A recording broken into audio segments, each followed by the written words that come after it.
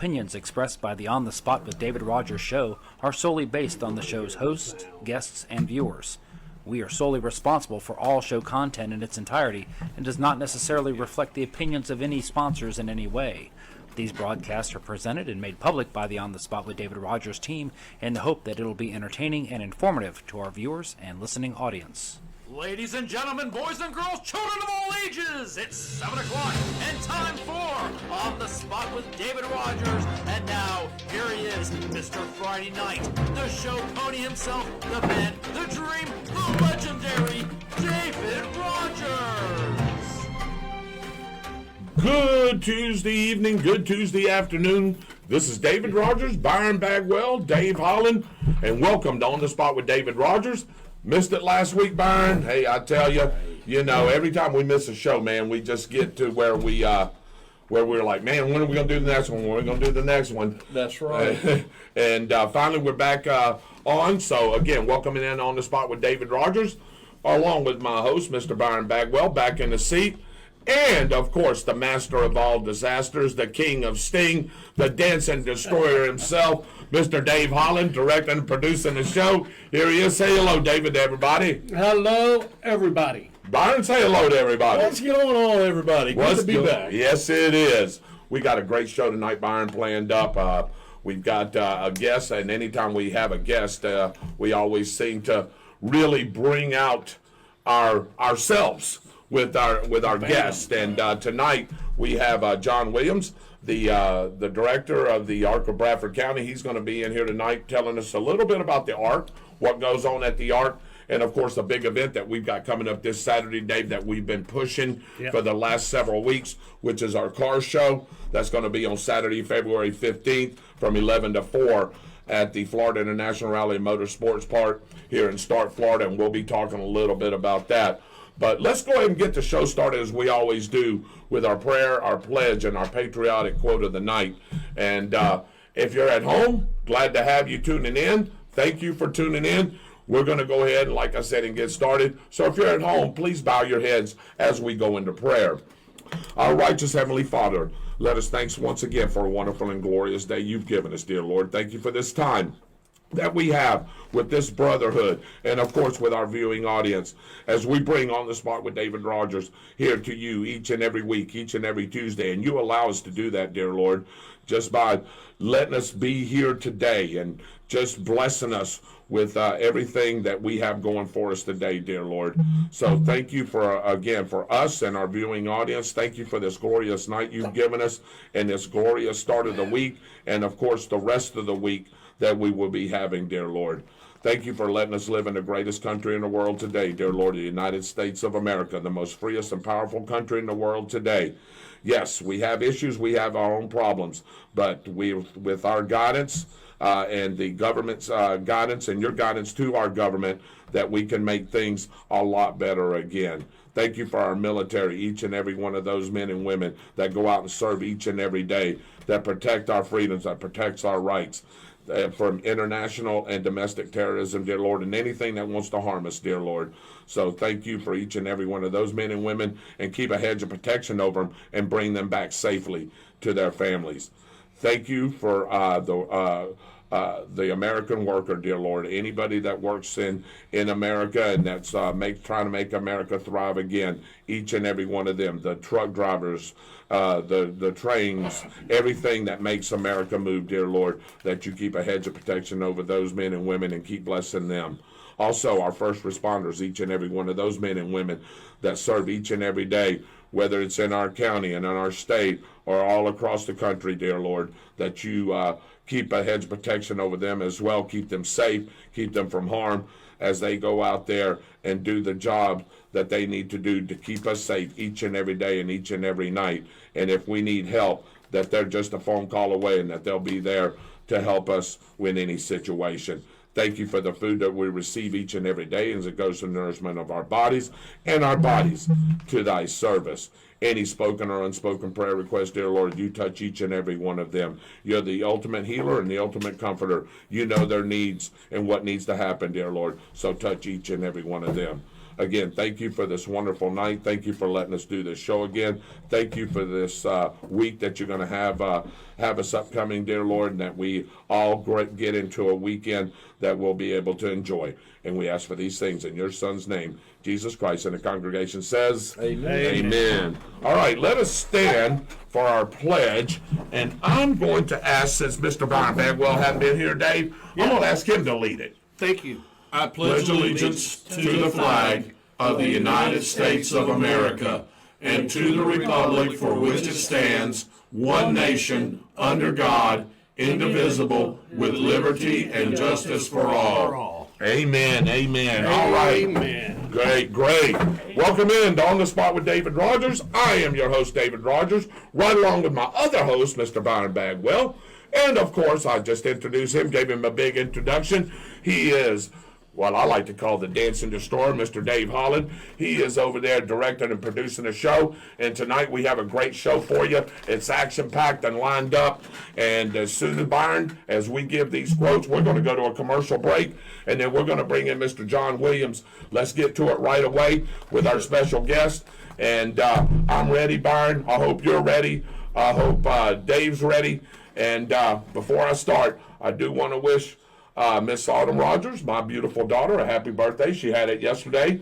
We went out and celebrated that a little bit. It was a great time. And any time that we can spend time with friends and family is always a good time in the beach. Absolutely. It was a great time last night. It really was. Yes, it sure was. What do you got for us, B? Well, Okay. if a nation expects to be ignorant and free, it expects what never was and never will be.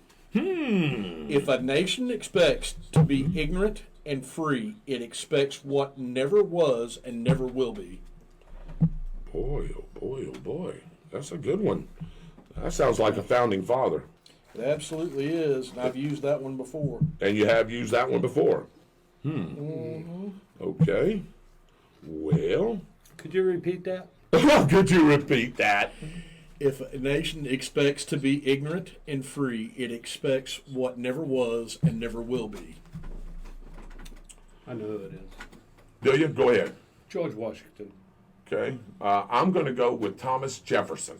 Good guess, too. Yeah, I'm going with Thomas Jefferson. John? Abraham Lincoln. Abraham Lincoln. Okay. John, any guess? Benjamin Franklin. All right. Well, we got some viewers on, of course. They haven't sent a response in yet. But go ahead, B, and tell us. Is anybody correct on the panel? There is one person that is correct on the panel. Okay. Who would that be? That would be you. Okay. That would be Thomas Jefferson. Okay. I really think that think that he looks over my phone to tell you. No, the honest I truth. know I didn't. I didn't look. really I was do. looking at Dave. I promise you this time. It just sounded something like Thomas Jefferson would say. It is. And that's Yeah. how I feel about George Washington. And that's how he felt about Ben Franklin. Yeah. Yeah, so there you go. You got another one, B? Yeah, I've got Okay, another all one. right, go I've got ahead. another one. I actually Okay. had one that I thought about, and I cannot find, but I'll go with another one. Okay. The knaves and fools of this world are forever in alliance. Knaves and the fools. And I've used this one before too. All right, so It's another founding father, but not a commonly used one. Oh,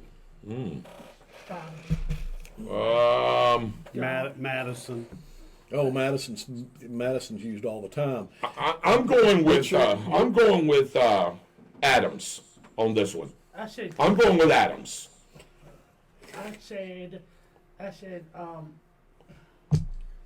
Joe Washington. Hey, and not I'm going with Samuel Adams. I picked John Adams. John's looking. I'll give everybody a little bit. Okay, we're all wrong then, right? The Federalist Papers. Oh. And we've danced all around. We've had one. Yes. The guys that wrote the Federalist Papers. Writing stuff, I'd say Thomas Jefferson. Thomas Jefferson did not write in the Federalist Papers. Oh, Well, I guess I'm going to Well, you go. can keep on guessing Thomas Jefferson because we can talk about. I'm going to I go. love All right, Thomas then I'm going to go with Thomas Paine. Nope. No. Nope. That is male or female? Well, male. Yeah. John John Adams. Jay. Oh man, I knew you always get me with that John Jay, man. He's not quoted very often, but that is such a great quote. Yes, it is. Yes, it is. That's a great quote. That was two great quotes tonight, Byron, for sure. Again, welcome in on the spot with David Rodgers. I'm your host, David Rodgers, right along with my other host, Mr. Byron Bagwell, Mr. Dave Holland, special guest, Mr. John Williams will be joining us here in a few minutes. I want to welcome into the show Miss Shirley Bagwell, Miss Lisa Moody Tomlinson. Do you know her? I do. I know her. Well. I know her pretty well as well. Austin's Beautiful Weather lady. Service. Jennifer Consuelo Dodge is on. And some others that no names have appeared just yet, but I'm assuming that they will appear. So, Dave, let's get right to it. Let's take a quick commercial break, and then we're going to bring Mr. John Williams in here. He's got a busy schedule, and we're going to bring him here, and we're going to talk a little bit about the Ark of Bradford County. Can I give y'all one more quote before we go to commercial? Sure. Have you been to commercial yet? Not yet, have you? What? You went to commercial yet? No. Okay, go ahead. Yeah. Okay. And there I was in Vietnam fighting the Germans. We took a direct hit from a double latte, and Mary had a little lamb. I know. That's.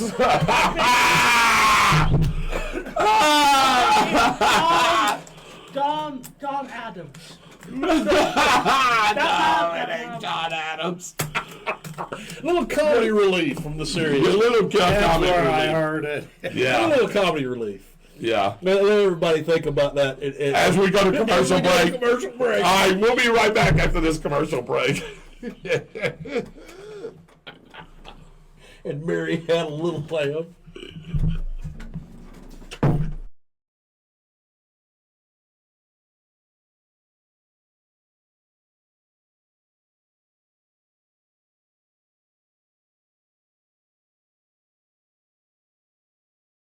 Of course, here he is, Mr. Byron Bagwell, with a little comic. Can anybody guess?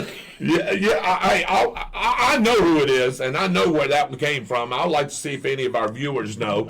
But anyway, Mr. Dave Holland, the dancing historian, he's here, directing and producing the show. And as I told you, we got a special guest tonight.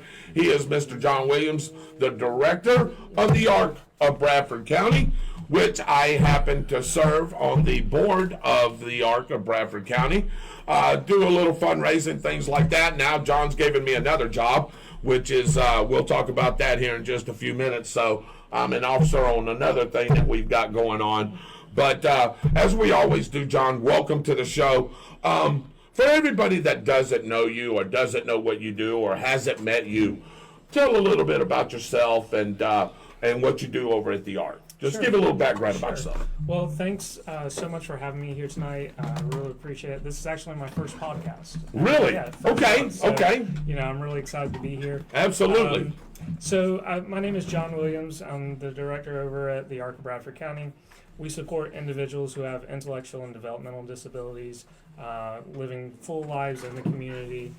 We provide a variety of services, everything from employment services to supported living, mental health services.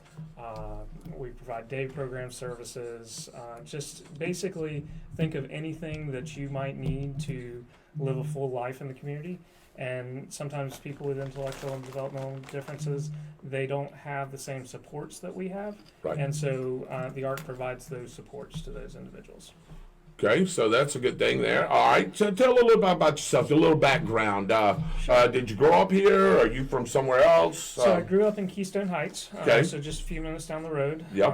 And lived there for 25 years, moved to Atlanta, lived in Atlanta for a few years, moved back and started working actually at the Ark of Putnam County in 2011 and was there for about 11 years, and then I came over to the Ark of Bradford County. It's a little bit closer to where home is, and Right.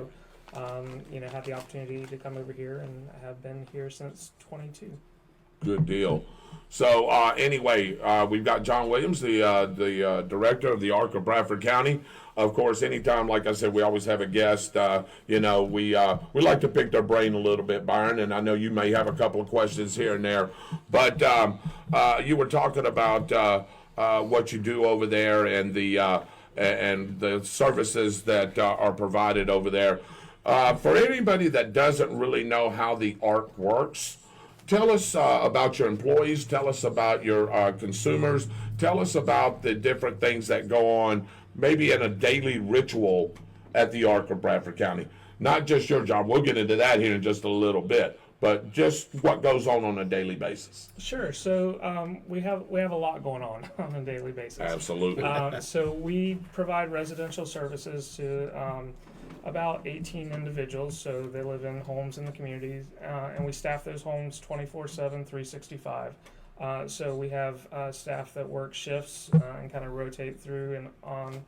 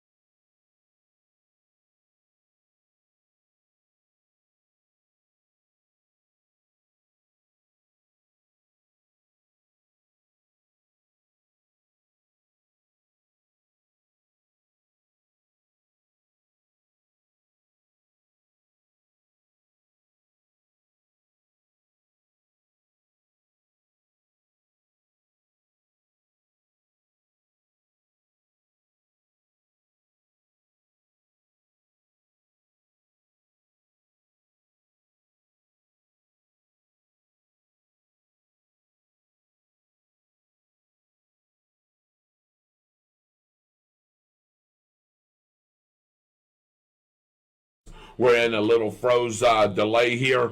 So Dave's going to figure this out, and then we're going to get right back to it. So, Dave, what are you seeing right now? Good? Okay. So it looks like we're back into action right here. Let us know if you can hear us and if you can see us as well. Okay, yeah, Lisa just gave us the little okey doke sign there. Frozen. Hey, that's a great picture right there, man. We ought to put that in the Ark of Bradford page there. All three of us sitting there. Me looking down at my cell phone like I'm not paying attention. Well, yeah, that's the one. Yeah. Well, look at me. I'm looking like I'm lost up there, and John is just sitting there talking and telling us everything that we need to know about the Ark. So great picture there, by the way. Yeah, so Lisa's saying that it's Yeah. good to go now. okay, so Yeah, John, I know I'd hate for you to have to repeat that. I know we had a little sound difficulties there.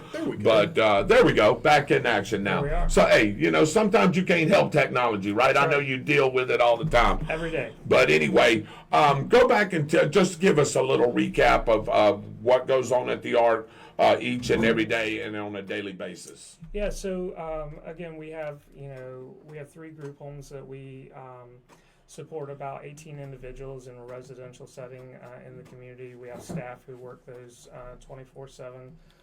We have a wood shop that we make everything from planter boxes, picnic tables, survey stakes, pallets. Our consumers work in those in that wood shop.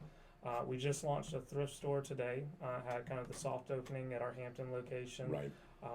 We provide day program services where our consumers learn life skills. That operates Monday through Friday. We have a resource hub that we host in partnership with, the health department and other agencies that we're twice a month on the 2nd and 4th Tuesday. We host those agencies like Meridian and Better Together and the health department. They come in and provide resources to the community. Every other first Saturday, we do a food distribution in partnership with Feeding Northeast Florida. This past Saturday, I want to say we served 470 people through that kind of outreach, and our consumers are involved in those projects. They participate, they help, and really, we want to highlight their abilities and their talents, and what they have to be able to contribute to the community. And I see that Jennifer is watching. Her dad was a big part of the Ark of Bradford County. We talk about that at our meetings quite a bit. So, what do you know about Mr. David Dodge besides what Jennifer can interject in? What do you know about Mr. David Dodge? So, unfortunately, I did not have the pleasure of meeting him. He passed away prior to me coming to the Ark. But right. everyone who I've spoken with just highlights how much of a supporter and how much he advocated for the Ark. It was, one of the, until the very end, he was writing letters, trying to get support for the Ark. Advocating at the state level. Just really believed in the mission of the Ark and the values that the agency has. So, he left a strong legacy, at the agency, and we actually a couple years back changed the name of our Christmas fundraiser to honor him. It is the David Dodge fundraiser, just as a kind of a memory of who he was and what he did for the agency. I knew David Dodge. Just I don't want to say I was real good friends with, but I knew him in passing and doing some things in the community, the different things, and that's how I knew Mr. Dodge. Byron, did you know him? I didn't know him well, but I knew think your mama him probably from going to school with Jennifer. Right. So. Yeah, and your mom probably knew him as well, and probably your dad as well probably knew him. Just I know he was big at the chamber, which we just had, that I heard was a great success and things like that. So I know he was involved big time in the community, and I know the Ark was definitely one of the projects that he was really, really passionate about. And like I said, we talk about it all the time at the meetings on what he did and how he wrote grants and petitioned the state for funding and this and that. So he was definitely a big part of what's happened within the last 50 years. Mm-hmm. And of course, celebrating our 50-year anniversary over there. Yeah, so the Ark officially formed in January of 1975 as an advocacy organization. Right. Over the last 50 years, we have been, in the community. We're highlighting some of, our accomplishments over the last 50 years. Actually, we have 2 individuals that we're still serving after 50 years. They were, 2 of the first 6 participants in our day program that opened in 1976. Wow. And so we are still serving them today. That is awesome, isn't it? That is just absolutely phenomenal. And John, I always say, you know, you do a great job over there, and I don't know how you keep your bearings sometimes with you being here, there, and the different committees and the different things that you serve on. But you know, as the board has always told you, you're doing a really good job. I know we got several things coming on. We just talked about the 50-year anniversary, and we're going to keep talking about it a little bit more.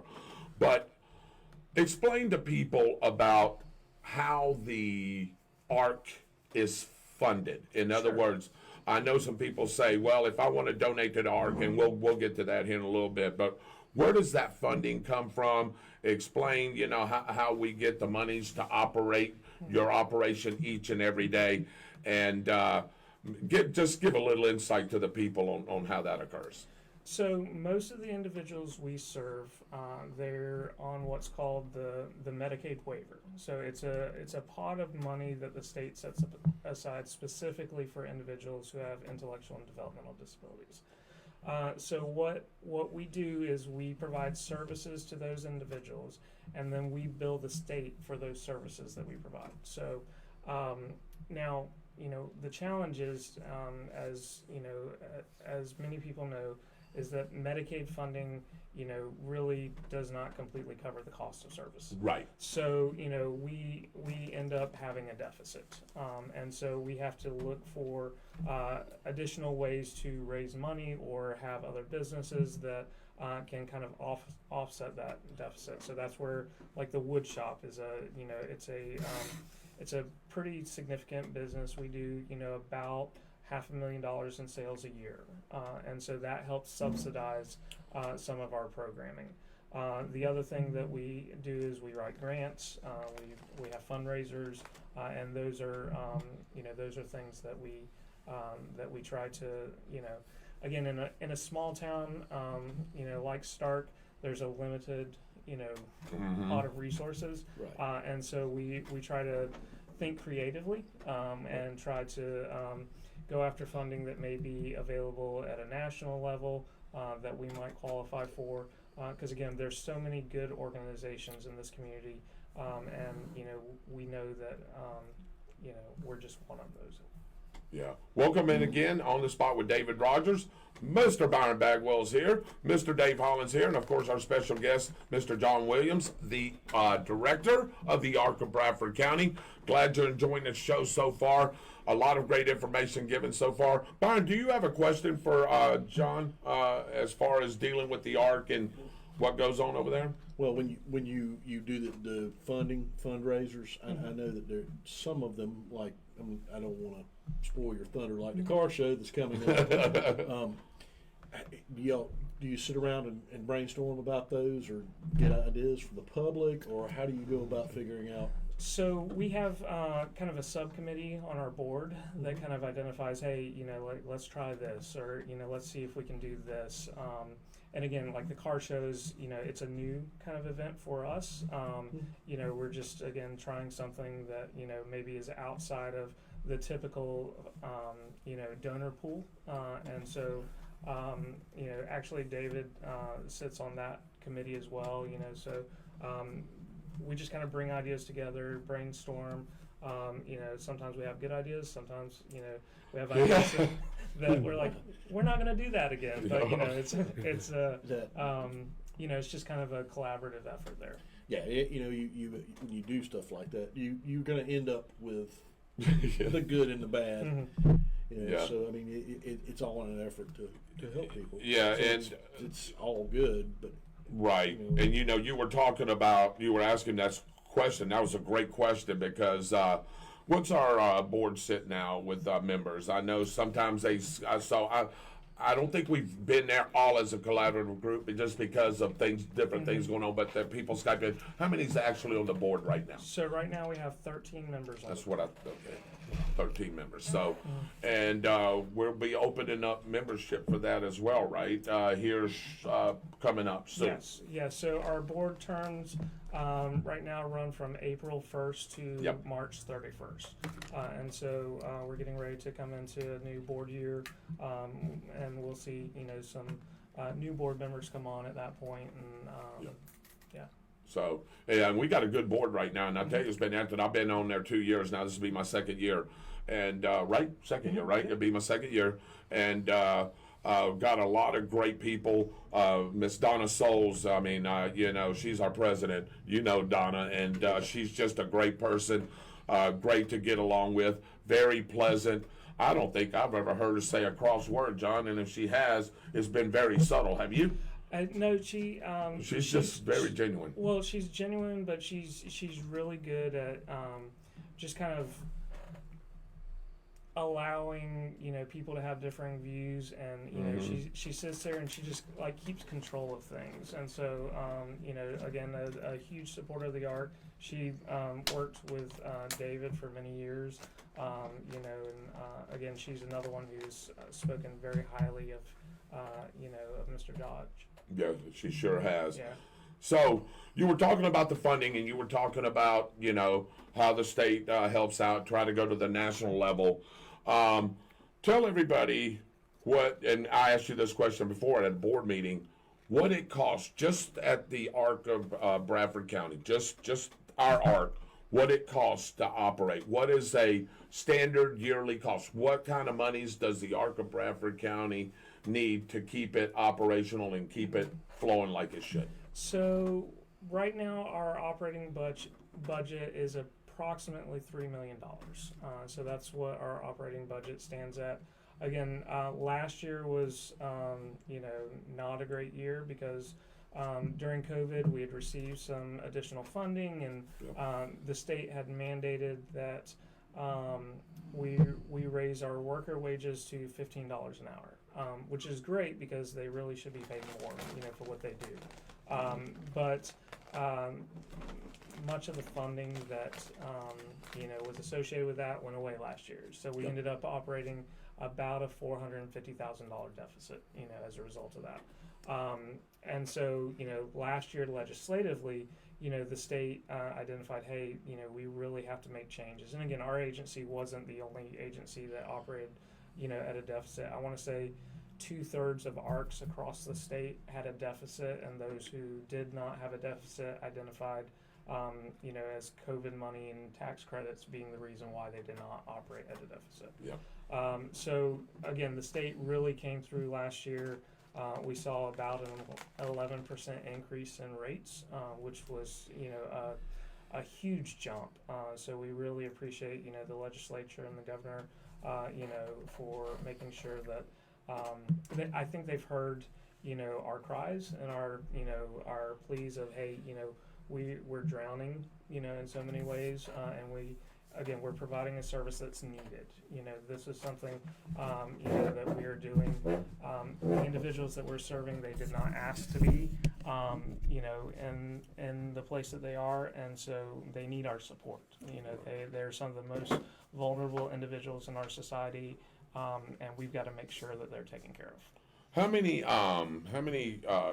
consumers do we have? Do we have at the ARC right now? I know you got the total. Total. So we serve, I would say about 55 individuals right now. Yep. And again, we're the ARC of Bradford County, but we're serving 5 counties. Because, I'm glad you said that. Yeah, so we actually serve Bradford, Union, Clay, Putnam, and Alachua. And that's due to we are the closest provider in proximity to people who live in Keystone and Melrose and Waldo and Lake Butler. So we are the provider that is available for them to receive services. That's great. That is awesome news. Byron, you got a question? Actually, I don't, but I do want you to read the comment that Mr. Gunner. Yeah, I did do that, and we'll talk about that. And Mitchell, we've already done that, but we will do it again here, and we're going to really press this really hard because this is really our first fundraiser of the year, which we got many more scheduled and some different things coming up. Again, this is the 50-year anniversary of the ARC of Bradford County, and we got Mr. John Williams here, the ARC of Bradford County Director. How many staff do you have, John? So actual staff. Yeah, so we employ about 55 staff. We actually have closer to 70 employees because of the workshop, and we employ about 15 individuals with intellectual and developmental disabilities. So a total of 70, but we have 55 support staff that we employ. And that's why John was saying it was so very important. He was talking about a $3 million budget that really needs to happen, because these people, it's a job to them. It's their job. Not only do they love being around the people that they work with, but it is their job. It is their livelihood, and they need to be paid just like anybody else does. And to have a good employees, you got to pay them. Mm-hmm. Absolutely. So that's why that is so very important that y'all know about what kind of budget that they need to operate on. And like he said, sometimes he doesn't always get it from the state or a national level. We have to go out there and do those fundraisers that you were talking about. Mm-hmm. Absolutely.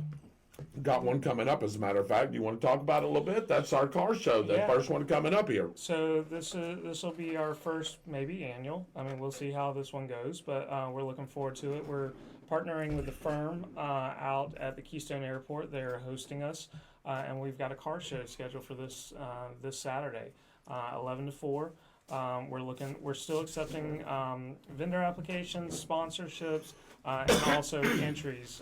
So if you have a car that you want to show, we would love to have you. Absolutely.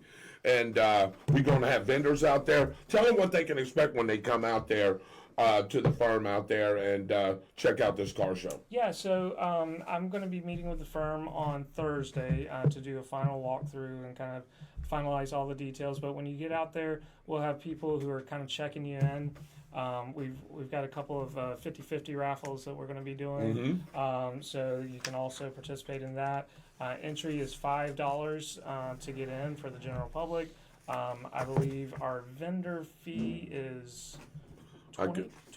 $25. Yep, right? that's right. 25. Yep. And then our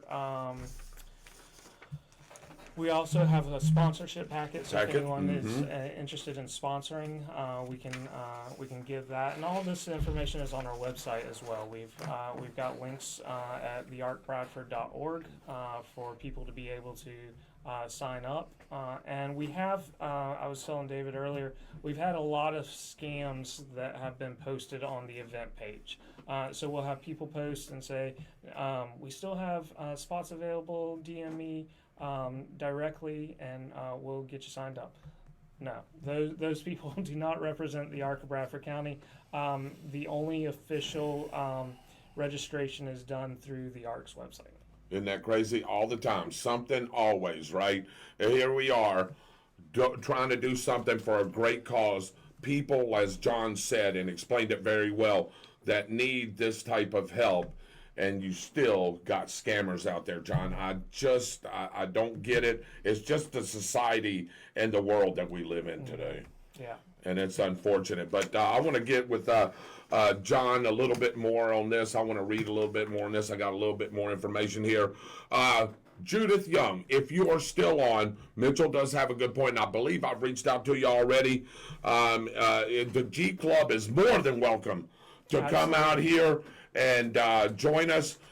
You've been in many car shows. Your Jeep's won many awards. So please tell your Jeep Club to come out there and have fun with us. Like John said, we're going to give away a best of show. We're going to give away 10 top 10 awards. We're going to give away 10 top 20 awards that are already done and pre-made.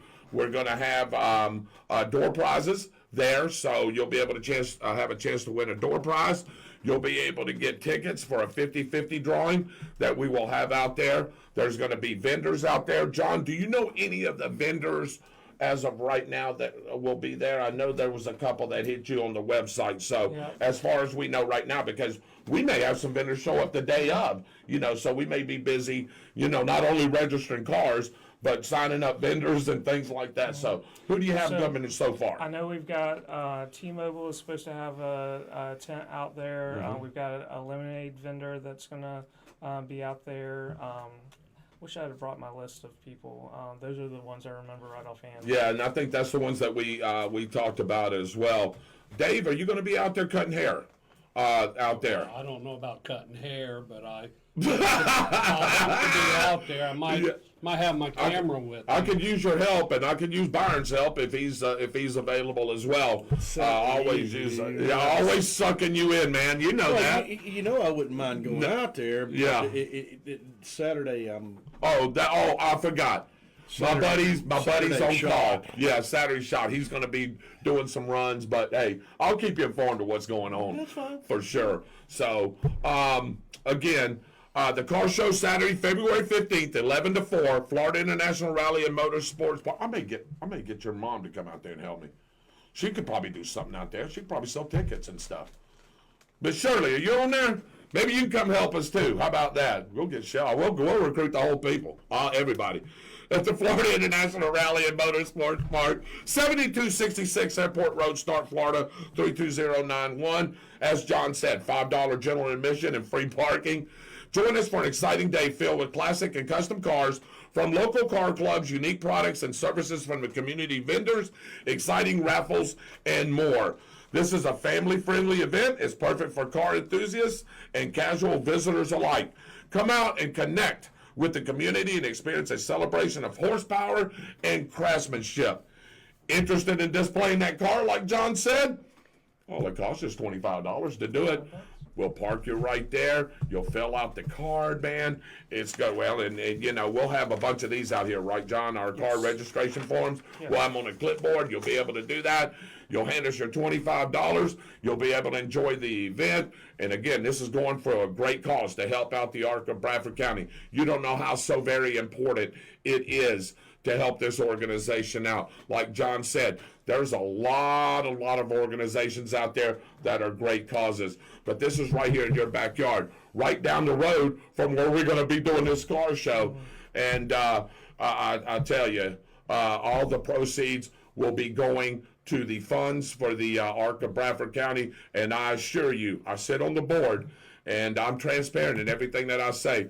John, all this money is going to go toward the ARC for great use, whatever that may be. Absolutely. So how much are the vendor spots? Mitchell wanted to know.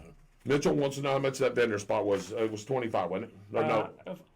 I believe it was 40. Was it 40 for the vendor spot? For the vendor spot. Yeah, 40 for the vendor spot there, Mitchell, I do believe. So none of that goes to you, said, right?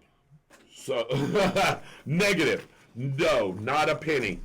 Mitchell, they are. I believe it is 40, isn't it? 40. I do believe it is. So, yes, Jennifer, we'll make that work out for you. No doubt about it. We'll figure something out, even if I have to come by. Arlene, thank you for joining in on the spot with David Rodgers. Got a great man here, Mr. John Williams, the director of the ARC of Bradford County. So that's some of the car show right there.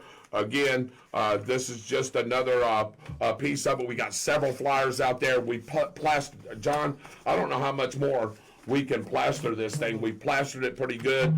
We've even sent out emails to all the different car clubs in Jacksonville and surrounding areas. So hopefully everybody got heed and the word of that. And Mitchell can attest too. He's sitting on here. By the way, join him for On the Spot Motorsports Media on Thursday nights at 7 p.m. as he does a live podcast each and every Thursday night. Plus, he's live streaming those races. I checked a little bit about that this weekend. It was really absolutely outstanding, and we'll talk a little bit more about that. But Mitchell will attest that a lot of these guys, John, I know we're sort of sitting going, well, we don't have too many right now. And me and you talked about this. Hey, don't get me wrong, I'm a little worried too. But he'll attest that they usually just come the day of, and they usually sign up the day of. So there's very seldom, unless Mitchell knows something better than I do, that these guys, pre-register, just because of the different things, depending on weather. You even said it too, depending on how the weather is, to bring their cars out and things like that. So I think it's supposed to be a great weekend. I think, John, that we're going to see some cars out there for sure. I really do. I'm looking forward to it as well. So. Okay, Mitchell said this Thursday it's at 8:30, so we'll talk a little bit more about that. All right, so John, after the car show, again, we're celebrating our 50th anniversary of the ARC of Bradford County. So after this great event, what could people look forward to as far as what the Art's going to do and the board, and what fundraisers we got coming up? Yeah, so we have a few more fundraisers throughout the year. Yep. One is going to be a progressive dinner that we will be hosting. That'll be later on, late spring. We have our 50th anniversary gala that's going to be held on July 17th at the Charlie Johns Conference Center. Yep. So we'll be celebrating our 50th anniversary. Big event, big fundraiser there. We do a fall festival that will be in the September area. Right. And so that's where our cow patty bingo, which is That's a big hit. that's a popular fundraiser. Yes. So that will be going on. We'll be involved in some markets throughout the year as well. And then again, our big Christmas fundraiser will be in it's the first Tuesday of December. Right. And that will be at the Women's Club.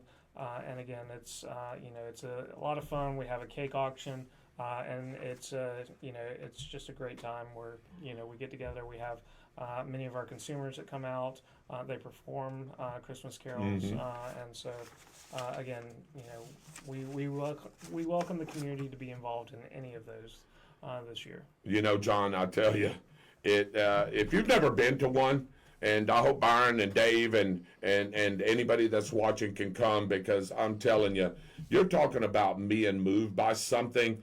I told John I had tears in my eyes the very first time I did it. You get used to it a little bit after a while, but when them consumers get up there and they do those Christmas carols, they do about 5 or 6 songs, and we play the music and they sing to the music. It really is a tearjerker. It really hits home, at least for me. And you see them out there trying their very best, and I'm gonna tell you right now, that show is great, John. I mean, it's not like this is a great show. I mean, they practice, and your staff really does a great job with them, making sure that they're on everything. And it was really, really a great night that night. Well, I think you hit it on the head there. We cannot do what we do without the staff that we have. Without a doubt. We have a great team who they work hard, to make sure that that the individuals we serve have what they need. And so one of our favorite sayings is, it's not if they can, it's how they can. Yep. It's just finding the right support so that they can be succursual. Dave, you got a question for John? I know you've been sitting there listening. I know you talked to John. Yeah, I see you thinking. I see you twirling. That's what I was saying. I see like you wanted to ask him a little something. I'm sorry. Maybe it was just you twirling here. Yeah, there you go. So anybody that's interested in donating to the art, besides any of the fundraisers that we're doing, let's just say they want to give money or they want to give time or whatever. What do they need to do? How do they need to go get a hold of you in regards to that? So there's a couple of things that they can do. One is they can go to our website, which is thearcbradford.org, and they can donate through there. So they can also purchase products from our wood shop there, but they can make a donation. Right now we've got this campaign that we're doing. It's called 50 for 50. Right. So we're asking people to sign up for a monthly gift of 50 cents. It's 50 cents. Everyone can do 50 cents. And so we feel like, that's a way for the community, to support us. And so there's also other amounts that people can give. They can make it a one-time donation, or they can do it on a monthly reoccurring basis. The other way is if someone wants to stop by our offices at 1351 South Water Street, they can drop off a donation there. If someone is interested in volunteering, that would be the place that they would show up to just kind of meet with our team and see if we can find a volunteer opportunity for them. All right, and we got a couple other things too I wanted to talk about right here. Not only do we have this fundraiser here going on, but exciting news, if it's still exciting news, John. Join us for the soft opening of the Arc of Bradford County Thrift Store. Yes. I bet that's where you were at today, wasn't it? I was in and out today. Yes. Was you in and out today? I was in and out. So that was that happened simultaneous with our resource hub operating today. And so we opened that up and are looking forward to that project being something in the community of Hampton that really, again, impacts that community. And that was today, and that's going to be Friday as well from 9 to 2, 10501 Hampton Avenue in Hampton, Florida, 32091. Come browse and great finds while supporting individuals with, as John said, this is the term, this is the word, intellectual and developmental differences. Your purchases help make a difference in the community. Spread the word and stop by, and we can't wait to see you.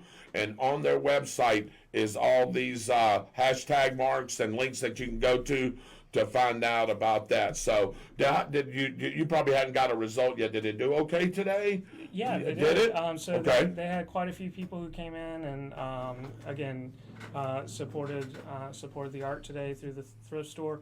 As the thrift store gets more established, it's also going to be a tool that we use to teach the individuals we serve. So you'll see people being employed there, learning skills, working in that type of environment. So again, it's kind of a multi-level project, and many of the projects that we do, there's many facets to them. It's not just about raising money, but it's also about teaching skills and exposure to the community and things of that nature. Right. And then another thing that I've seen too, and we've talked about this, and of course, anything that I'm reading to you, we've talked about either in our meetings or we get it filtered down to us. But anyway, hey, just like any place else, you're always looking for help, aren't you, John? Good help. Good help. Yes. So you can join their team as a direct support professional. They're seeking compassionate direct support professionals with at least 1 year of direct care experience. In this role, you'll provide personal care, companionship, and assistance with daily living tasks to ensure the client's health and safety in both home and community settings. Hey, benefits include 401k, health, dental, and life insurance, paid time off, and paid training. And you can contact John, or you can go to theartbradford.org/careers. And hey, I'm sure that you're looking at all these applications and you're checking them out and see who the next person that may be part of the Ark of Bradford County. Yeah. And not only all this, again, when you do anything with them, Dave, it's heartfelt. It really is. I think you will get personal satisfaction out of that. And along with Byron, everything that I read here is personal satisfaction. And if you don't get moved and touched by that, to me, man, I just think maybe, I don't know, maybe just dark heart, maybe. I don't know. I don't want to just say that about everybody, but just seeing them. And by the way, if you've never been in that wood shop and watching it run and watching it work, Tony Sellers, by the way, you did a great job. John, I'm sure, loves you and he misses you, but they got somebody great in there again now. But you need to go in there and watch how they work in that workshop. Mm-hmm. It is like a well-oiled machine. We run joists each and every day, and those guys are in the same pattern each and every day. It's a production line. And this is what this sort of is, really. It really is. And you ought to see these guys move and work, and it's really an operation. And John, can they come in and check that out anytime? Yeah, we would love to have people again. Yep. Our work programs are integrated environments, so they're open to the community. Yep. We have customers that come in. Again, our biggest seller is survey stakes, so we deliver those to everywhere from Jacksonville to Ocala, Lake City to St. Augustine. But we do have customers that come in and purchase directly from us. And so if someone is interested in coming and seeing our operation, they can give me a call, send me an email, and we can schedule a time for them to have a tour. David, we're going to go one day when we'll be you and Byron and all of us are off. We're going to go there. And if John doesn't mind, I don't know if we can, John, I think we asked this question before. Are we allowed to film? So as long as we have releases from people, then we are allowed to film, yes. Okay. I would love to put that on our page, and then, whatever we get on the Ark of Bradford County's page, because I'm telling you, it'll just, it's really a touching thing. I've been around for a long time here in this town.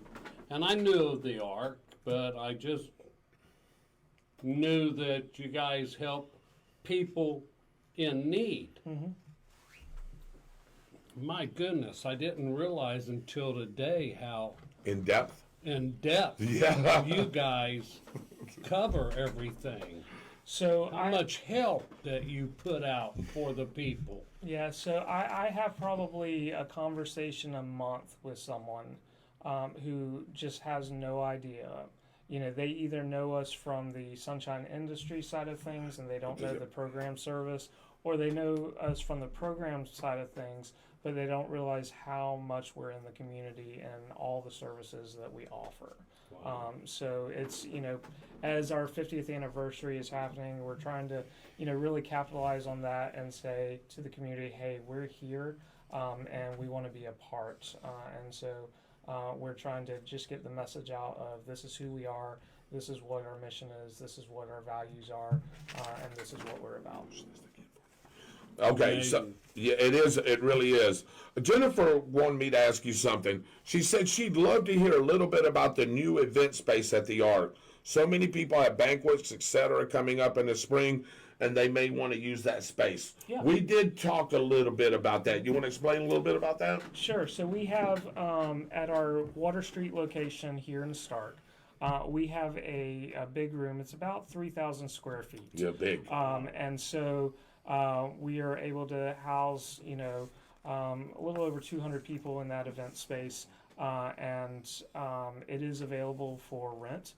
So if people have events that they want to, you know, have there, we can facilitate that. And again, that's another way for us to raise money and again subsidize the programming that we have at the Ark. You know, and I don't know where. Oh, yeah. This year, I know that the prom is going to be in Gainesville. I've been reading that when I do my Monday morning report. But that place could be decorated. David, this building is, you've been in there probably a while back. This room is huge. I mean, it's big. It could definitely, I think, John, could probably hold the prom, couldn't it? Or close. Depending on the amount of people that are, I mean, you know, I know you could decorate that room up really pretty, really nice. Maybe that's something that we can present to the school or somebody, whoever the class sponsor is, that, you know, hey, you don't have to go out of town. We can dress this room up for you right here. And shoot, you can stay in town and ain't got to worry about driving, ain't got to worry about this or that. Now, I know the prom is very prestigious, and I get everybody wants to dress up, but hey, at the end of the day, they just want to come, they want to hear music, they want to dance, and then they go do whatever it is that young people do nowadays after the prom. John, don't say anything. I'm not touching that one. I know you're not. I hear you. By the way, Wendy Russell was on, Chris Davis was on, Penny Jackson was on. No, I'm not doing Arlene. Morehouse was on, and Jimmy Bowers was on. Hey, Jimmy, see you at work tomorrow. Dorothy Starling's on, and Jennifer said it's a very big room, and I have seen some big programs done there in the past. Yeah, it is. We actually hosted the Bradford County Delegate Forum,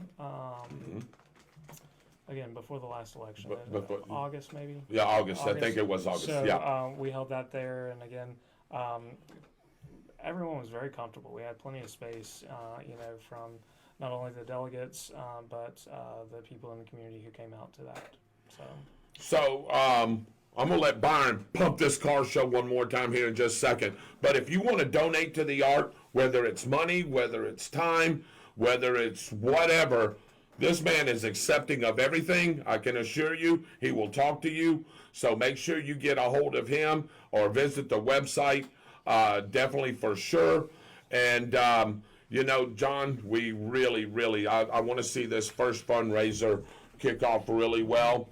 And Byron, won't you tell us a little bit about that car show that's coming up that we're going to be hosting? The Ark of Bradford County Car Show is going to be Saturday, February the 15th, 2025, 11 a.m. to 4 p.m. at the Florida International Rally and Motorsports Park It's 7266 Airport Road, Stark, Florida, 32091. There's a $5 general admission and free parking. Join us for an exciting day filled with classic and custom cars from local car clubs, unique products and services from the community vendors, exciting raffles, and more.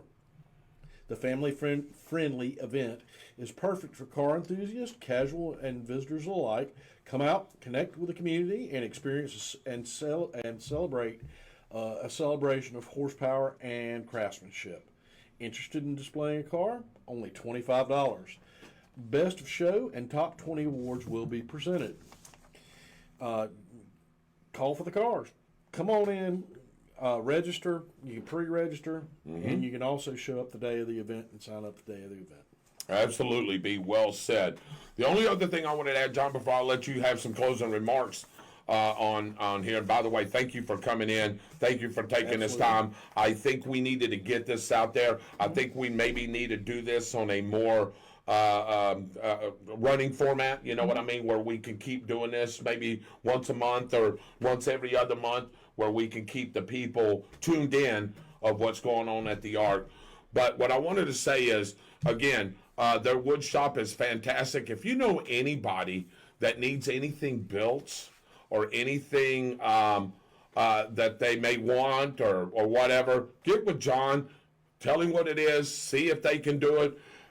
We would love to have business of any sort to come in there. As you heard him say, you know, that's a $500,000 operation right now, and I'm sure John and who's running the wood shop now? So right now we've got Sean Hayes. Sean Hayes, who is running the wood shop. Yep. And again, you mentioned Tony earlier. Tony's still around.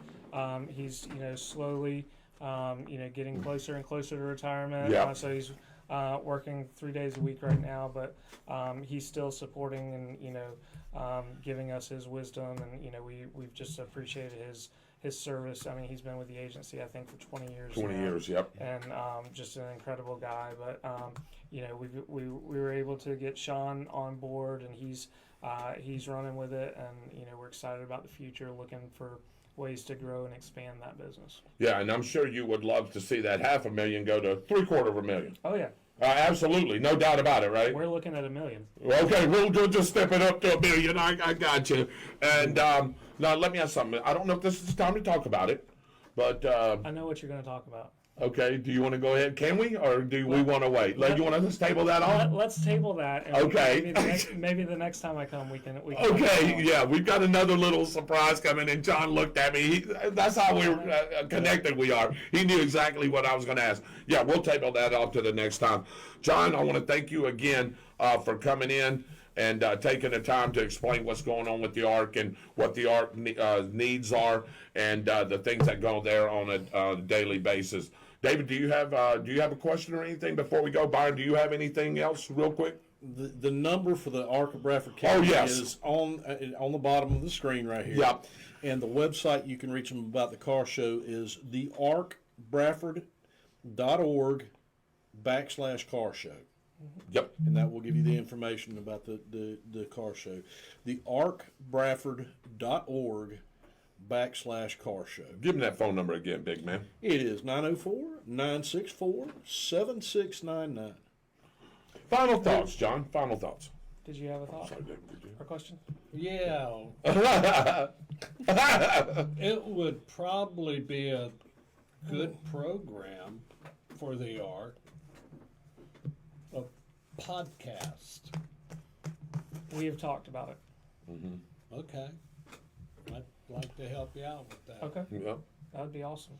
You can have some people show the things that you do, and then lay it out on the podcast. Yep, and when that was some of the things that was mentioned that we talked about. Okay. Do you want me to do a podcast 2 days a week? I don't know if it's going to be you. It could be one of the. It could be John. Or one of the people It that could, are there. yeah. You know? So, Yeah, exactly. Trying to filter that. You Hey, trying to get me into. I know you did. I know this is. Hey, I know this is the little dig back. Final thoughts, John, before you go. Well, I want to say thank you for having me on the show tonight. Absolutely. I really appreciate it. Look forward to, coming back again. And really looking forward to this year. We've got a lot of stuff going on with the ARC, and we want to, just thank the community for their support.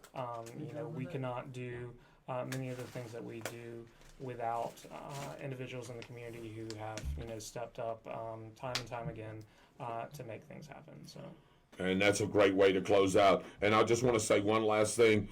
Jennifer said, my dad would have been so impressed and proud of with how much you've done, John, with the art. And she says you're just doing an awesome job. And we know you are, and everybody in the community knows.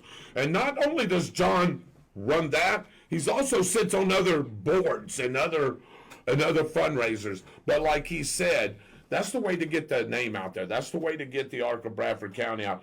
The more places that you can sit and be on and do the things, it's the more exposure really that the Arc of Bradford County gets. Yeah, and I've been blessed to be invited, to participate in Rotary. I'm currently the president of the Rotary Club of Stark. We got a lot of things going on there. Recently, the Education Foundation Board invited me to participate with them, and so it's really an honor to be a part of those organizations as well in the community. So, again, John, we really appreciate you coming on.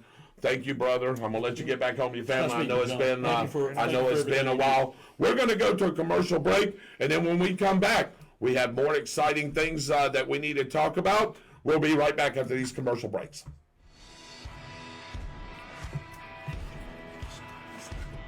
Hey Tornado fans, this is Kurt Miracle of Miracle Automotive and Towing, proud sponsors of Tornado Football. I want to welcome you to beautiful Stark, Florida at David Hurst Stadium, and thank you for letting us be a part of this community. We're here for more than your automotive and towing needs. We're here to be part of Tornado Country. Go Big Red! On the spot with David Rodgers. I am David Rodgers. This is the Byron Bagwell, the King of Sting, the master of all disasters, the dancing destroyer himself, Super Dave Holland, and Roger the Tornado Cruz is here with us. Been awful quiet back there. He's just watching the show, taking it all in. What a great guest we just had, Dave and Byron. John from the Arc of Bradford County. He's the director over there. I have the pleasure of sitting on that board, and really got a lot of great ideas, a lot of great things coming up, and he does a great job. And you were talking about you didn't really know what goes on in the Arc, and I'm gonna be honest with you, I didn't either until I sat on that board. I knew who they were. We've done wrestling events, and I've DJ parties for them and stuff. I didn't really know, Byron, what really goes into that. That man has, excuse my French, a hell of a job to do, because from funding to staff to just the amount of things that go on, and that's what he is. He's a director. He's the manager of all of this. Yeah. Like I said, the budget to the board, to us, to the people in the workshop, to all those group homes that he has, and all those people that his staff oversees. He's got to oversee all that, and I got much respect for that man, because like I said, I didn't realize what was involved in it until I got really in depth, seeing numbers, talking about different things that go on there. The events that we got coming up. It's a lot, man. And we have a meeting once a month for 1 hour to digest all this. So it's a lot, man. But I really, Byron, I commend him for what he does. Yeah, David, you look at somebody that puts that much effort into the community, you can't help but do that. Honestly. Yeah, and you're right. So, again, welcome to On the Spot with David Rodgers. Hey, 8:15 local time, Eastern time. If you're in Central time, David, it's 7:15. Yep. If you're in Mountain, it's 6:15. And if you're on the West Coast, it's 5:15. Wow, it's just starting to get dark over there, isn't it? Yeah, isn't it, though? I think so, isn't it? It's about just about. So, and we do have people that watch from over there. We have people that watch from the islands. We have people that watch from European countries. Hey, we're global. On the Spot with David Rodgers is global. International, just like On the Spot Motorsports Media is. International. Man, I seen some name that come across Mitchell's. I don't know what he was coming. I was like, how do you pronounce that name? That name was this long. I was like, where is he from? Had it been from Germany or somewhere over there. You know what I mean, B? I'm like, I don't even know how to pronounce that name. Wow. But he wrote out English. He was asking Mitchell something about the thing. But anyway, welcome back. Got a lot of things, Byron. I don't know if we're going to get to them all. But let's start. And I know I'm going to let you lead off and talk about this Super Bowl that we just had between the Philadelphia Eagles and the Kansas City Chiefs. And Dave's over there smiling. He's just shaking his head. Byron was feeling under the weather a little bit, so he couldn't come over the other night with us when I got home. But Dave did come over. But Byron watched it from his house.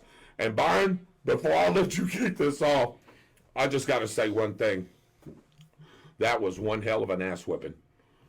That was an ass whipping that I'm going to be honest with you. I'm going to be honest. I didn't see that coming.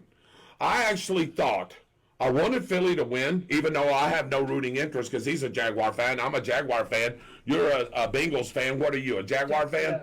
So we got 3 Jaguar fans in here. We got a Bengals fan. And I'm going to be honest with you.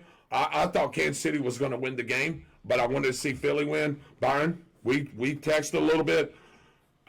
Brother, I did not see that coming. Well, I can say this. The final score of that game was 40-22. It is nowhere near what Thank you. The score indicates, nowhere near how close that game was, because it was not close at all. No. Philadelphia basically shut a bunch of that down at the end of the third and fourth quarter. Yeah. They could have beaten the Chiefs probably, I don't know. 50, 60 to 50. They could have possibly scored 60 points. They could have possibly. I mean, couldn't have. Yeah. It was really, really ugly, and it was probably one of the best defensive games and game plans I've seen from an NFL team in a very, very long time, maybe ever. Maybe. So I mean, they pressured Mahomes all night long, and they did not blitz. Not once. At all in the first half. No. They did it twice in the second half, right? 2 or 3 times in the second half. Yeah. They blitzed. It's unheard of. That's pressure from your front four the whole entire night.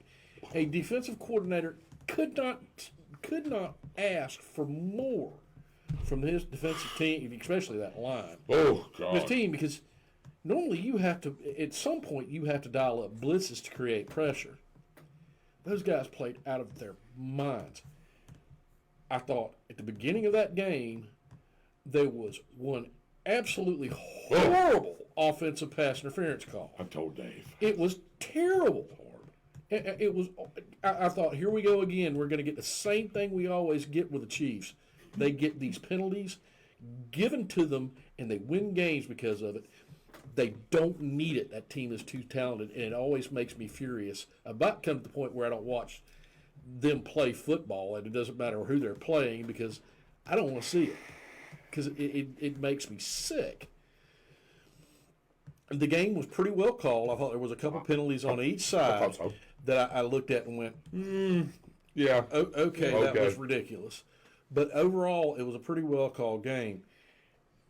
Philadelphia just stomped them, and it did not happen in a way that I really expected.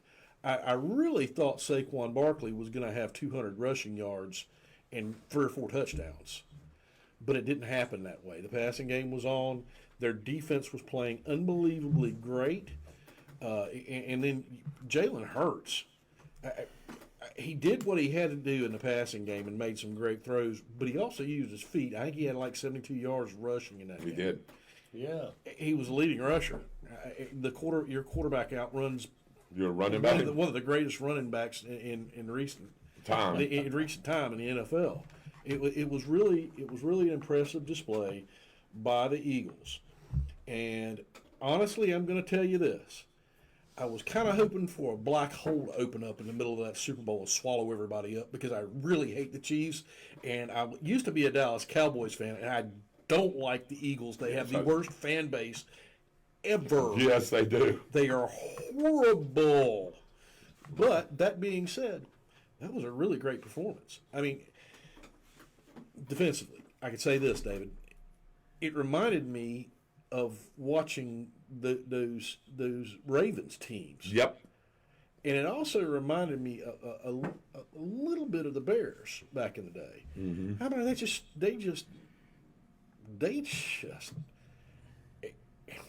I'll To tell be honest Dave. with you, it could have been 50-0. It could have. It really could have been. Those last points were garbage points. I was telling Dave, and then Dave, I know Dave wants to ask something here, but I was telling Dave when we were sitting there watching it, that very first penalty, and I'll go back to that, as Byron said, I'm like, what'd I say, Dave? Oh, here we go, didn't I? I said, here we go. Kansas City's fixing to get all these calls. They're going to, and they didn't let that penalty affect them. They went and scored that touchdown, and I'm like, okay. Yeah. And then and you'll break that down here in a minute. But Kansas City, I did want to say this about Kansas City. I will give them credit on one thing. The problem was it wasn't enough. They said they wanted to shut down Saquon Barkley, and they did. He only had 57 yards. The problem is you have a all-pro quarterback that was sitting back there that was just getting ready to lick his chops, and every time that he threw the ball, he threw that ball on a dime. If it wasn't there, as Byron said, one interception, and it was yes, not a good pass. It's No. the only bad pass that I remember from the game from him. Yeah, and I want to say, too, that receiver ran a wrong route. But, and again, hey, an interception. But, we were talking about, them shutting down Saquon Barkley and all that. Me and you talked about that. And they did. Yep. They did do that. The problem was like he said, Jalen Hurts was on. And he threw, beside the one pass, he threw everything on a dime. And if it wasn't there, what's his name, Sirianni, or whatever his name is, called a great game along with his offensive coordinator, because when it wasn't there, that pass wasn't there, and Saquon wasn't really running the ball, he seen holes open up, and he took off. And that's where Byron said he got those 74 yards rushing. He got the first downs and kept drives alive with his feet. Not only that, you have to give Saquon some credit too, because he caught a bunch of passes in that. I think he had over 100 yards combined. Yeah, he did. He had a really good game, but he didn't score any touchdowns. No. And he did not have his 170 yards. And he didn't have no breakaway plays. He didn't really have no breakaway plays. There was a couple of them that were for 10 or 15 yards. But Yeah. I mean, that's not. No, when you got a defense playing right and the offense playing right, that other team don't have a chance unless they're just as equal. But for one, and it wasn't. It wasn't. No, it wasn't. And for one thing, they let them hit Mahomes all night long, and there wasn't any nonsense calls. Mahomes. Matter of fact, was I will give Kansas City fan this. That hit towards the end of the game, the ball. After they stripped the ball, he got a mouthful of hands is what he got in the face. Yes, he And did. I think, did they call that, or did they call They a did different? not. They called a different foul. They called it, yes, they did. But I will give it to KC. That should have been a foul. But it made me laugh, because I see all of this stuff all the time that he gets, and it's nonsense. It's utter nonsense. Mm-hmm. I mean, and I am not a Tom Brady fan at all, by the way. I don't think he's the greatest quarterback ever, nor do I think Mahomes is either. If you go back and watch some of the hits that Tom Brady took compared to what they call on Mahomes, he wouldn't last a season with that type of stuff. So if you're a betting man, who would you have bet on in the Super Bowl? I probably would have gone with the Eagles because their defense is really good, and because of Saquon Barkley. I probably would have done that. I think most people would have probably went with Kansas City. Oh yeah. Well, because of their and I'll- performance. And I'll tell you, and I think I told you this, and I know that question was directed to Byron, but I told you.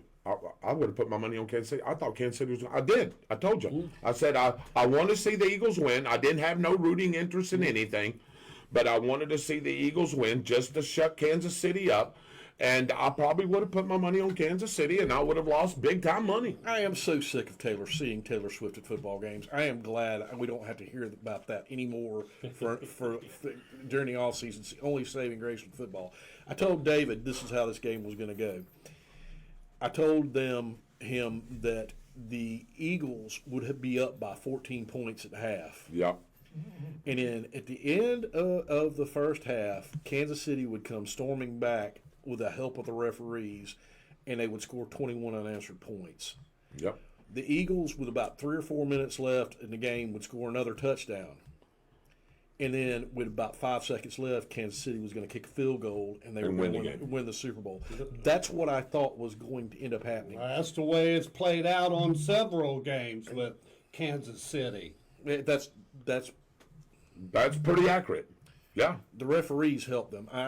People can say what they want to about that. If you know anything about football and you watch this stuff, the calls that they get are ridiculous. You get a quarterback that's halfway sliding down because he's about to get hit and he's not slid all the way down, and somebody hits him. That's not a penalty. It's not a penalty. I don't care what anybody says.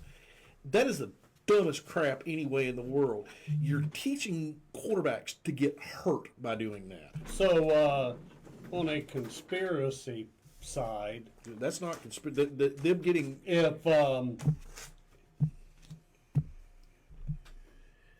Kansas City played crappy, and if a money man bet on the underdog, and Kansas City threw the game so that Philadelphia could win, which kind of looked that way. Oh man, big money would have been passing through some hands. You can say stuff like that, and honestly, you look at Las Vegas and you can think that, but that's really a great. hard for me to watch that football game and think that because of how well the Eagles' defense played. I mean, they were playing with their hair on fire all night long. I mean, it was effort. It was pure effort. As guys that break down football games, that call football games, and I don't know everything, but I'm pretty sharp with it. And so is Byron. Byron's pretty sharp with it. We call the games, for anybody that's listening that don't know, we call the game for the Tornadoes each and every Friday night. By the way, less than 200 days for that. So that's coming. But anyway, to me, Dave, and I think I told you this when you was at the house, that game was won in the trenches. Oh, it was old school, smash you in the face. When your offensive line is 6'6", 360 pounds across the front, Kansas City had no answer for that. You even said it, Dave, you said it, they're getting pushed around like babies. Both sides of the ball. Both sides of the football. They were getting pushed around. Now, I know that Kansas City played great run support and stopped Saquon Barkley, but the problem is they couldn't get no pressure. They sacked him twice. Sacked him twice. Sacked him twice. They sacked Jalen Hurts twice, and one of them was Jalen Hurts' fault because I think he slipped or tripped up over something, but the other one was a legit sack. But they only got to him twice, and there really wasn't a lot of pressure. To me, I didn't really see a lot. All of those delayed run blitzes they were running to stop Saquon Barkley is what cost them that game. Yeah. The defensive coordinator picked his poison. Frangione, is that right? Frangione? Sargione? Which one? Which one? The who? The one for Kansas City. Yeah. I can't remember what. Spagnuolo. He's actually a really good defensive coordinator. Yes, he is. Loves to dial up blitzes. Yes, he does. He had to pick his poison. Who did he think was going to be more effective? Were you gonna stop Saquon Barkley the whole night, or were you going to dial up something to where you could stop the quarterback and the wide receivers? We chose Saquon Barkley. and they got spanked because of it. Yes, they sure did. Well, Mahomes finally showed up for the last half of that fourth quarter, and brought the score to 20-40. 22-40. Yeah, they scored 16 points in the last 3 minutes. I mean, so, and again, I'll agree with what Kelsey and Mahomes said, and all the Kansas City Chiefs guys said. And look, sorry. That, they played till like Byron says, go to the echo of the whistle. They played to the end of the whistle. They wasn't going to give up. They'll tell you that. He said that on that interview.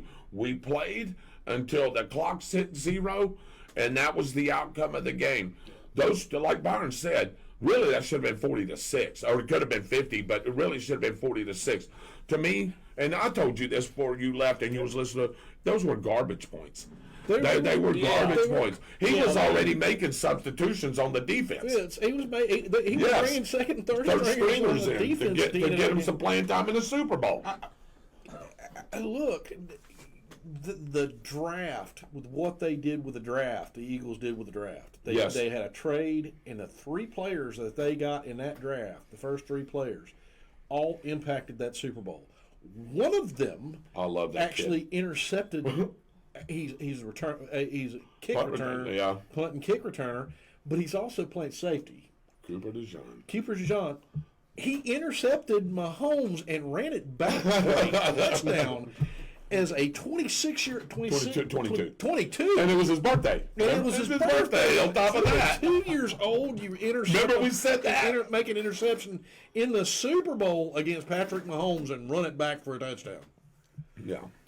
Just unbelievable what the Eagles did. The way Mahomes played through the season, I don't think he ever got a 3 interceptions pulled on him. Yeah, he did have a couple of games where he was, and I'll tell you why I know this. He was my fantasy quarterback, and Roger can tell you this. He was my fantasy quarterback, and there was times, man, that he did throw 2 or 3 interceptions, and every time he threw this, it cost me 2 points. So if he throws 3 interceptions, it costs me 6 points. He could throw for 300 yards and 2 or 3 touchdowns, but those 6 points negates me. Yep. And they won games, David. They should. 10 or 11 games by less than a score. Of those ones. 3. So less than 7. Less than 7 points. 11 games they won. They should have got beat by Denver, and they blocked that daggum field goal against Denver. And that was some shenanigans going on in that. Now, I know they repaid them back at the end of the year, but Kansas City sat him out most of their players. And do not know the Eagles offensive tornado? Mm-hmm. He levered the Eagles go to the head. Yeah, we'll get to that here in a minute. You're talking about Kellen Moore. What Roger's saying is, we were talking about the game, but Roger wanted to interject. Kellen Moore, their offense coordinator, is going to be the head coach of the New Orleans Saints. So, thank you. Look, you want to do a perfect recipe for beating the Chiefs. Tampa Bay figured it out. Mm-hmm. When Brady was in Tampa Bay and they beat the Chiefs in the Super Bowl. The Eagles defense, they went back and watched that game. Sure did. And they played defense probably on a higher level than what Tampa Bay did, but they had sort of very, very similar game plan to it. And I mean they just, one of those interceptions that Patrick Mahomes threw, 2 of them were his fault. One of them they threw was not. It was the defense's fault that they threw that interception because they were on top of Mahomes and he got hit right as he released the ball and it caused it to go off. And that was the one that the linebacker made. Just an unbelievable stretch. And I'm glad you said that. Oh, my Lord, that was a great I game. told Dave, I was like, Dave, did you see that 245-pound linebacker go parallel, as Byron said, and pick that ball off? That tells me right there that they wanted it more. They did everything. Cooper, the one that Dijon picked off. Is that what's his name? Dijon? Is that how you pronounce it? Cooper Dijon. Anyway, I love the kid. He read that play. And the receiver, I don't know where the receiver was, Byron. Was he knocked on his tail or something? No, he was actually in the right spot. In the right to catch spot. The pass if Mahomes hadn't been hit. Yes. Yeah. And then, he came across and just made that interception because that could have really fell to the ground because unbelievable play. And then the run back, like you said, the pick six part of it is what impressed me. He took it and come down the right side of the boundary on the right-hand side, and he just weaved in and out of traffic, Byron. I thought he almost stepped out. And he kept his balance. And thought the same you remember you said David. What did you tell me? You said, David, I think he's going to step out of bounds. And, man, he just tiptoed down the sideline. He split two defenders at the 3 or 4 yard line, Yeah, too. he did. I watched that and I went, God, this kid's going to be great.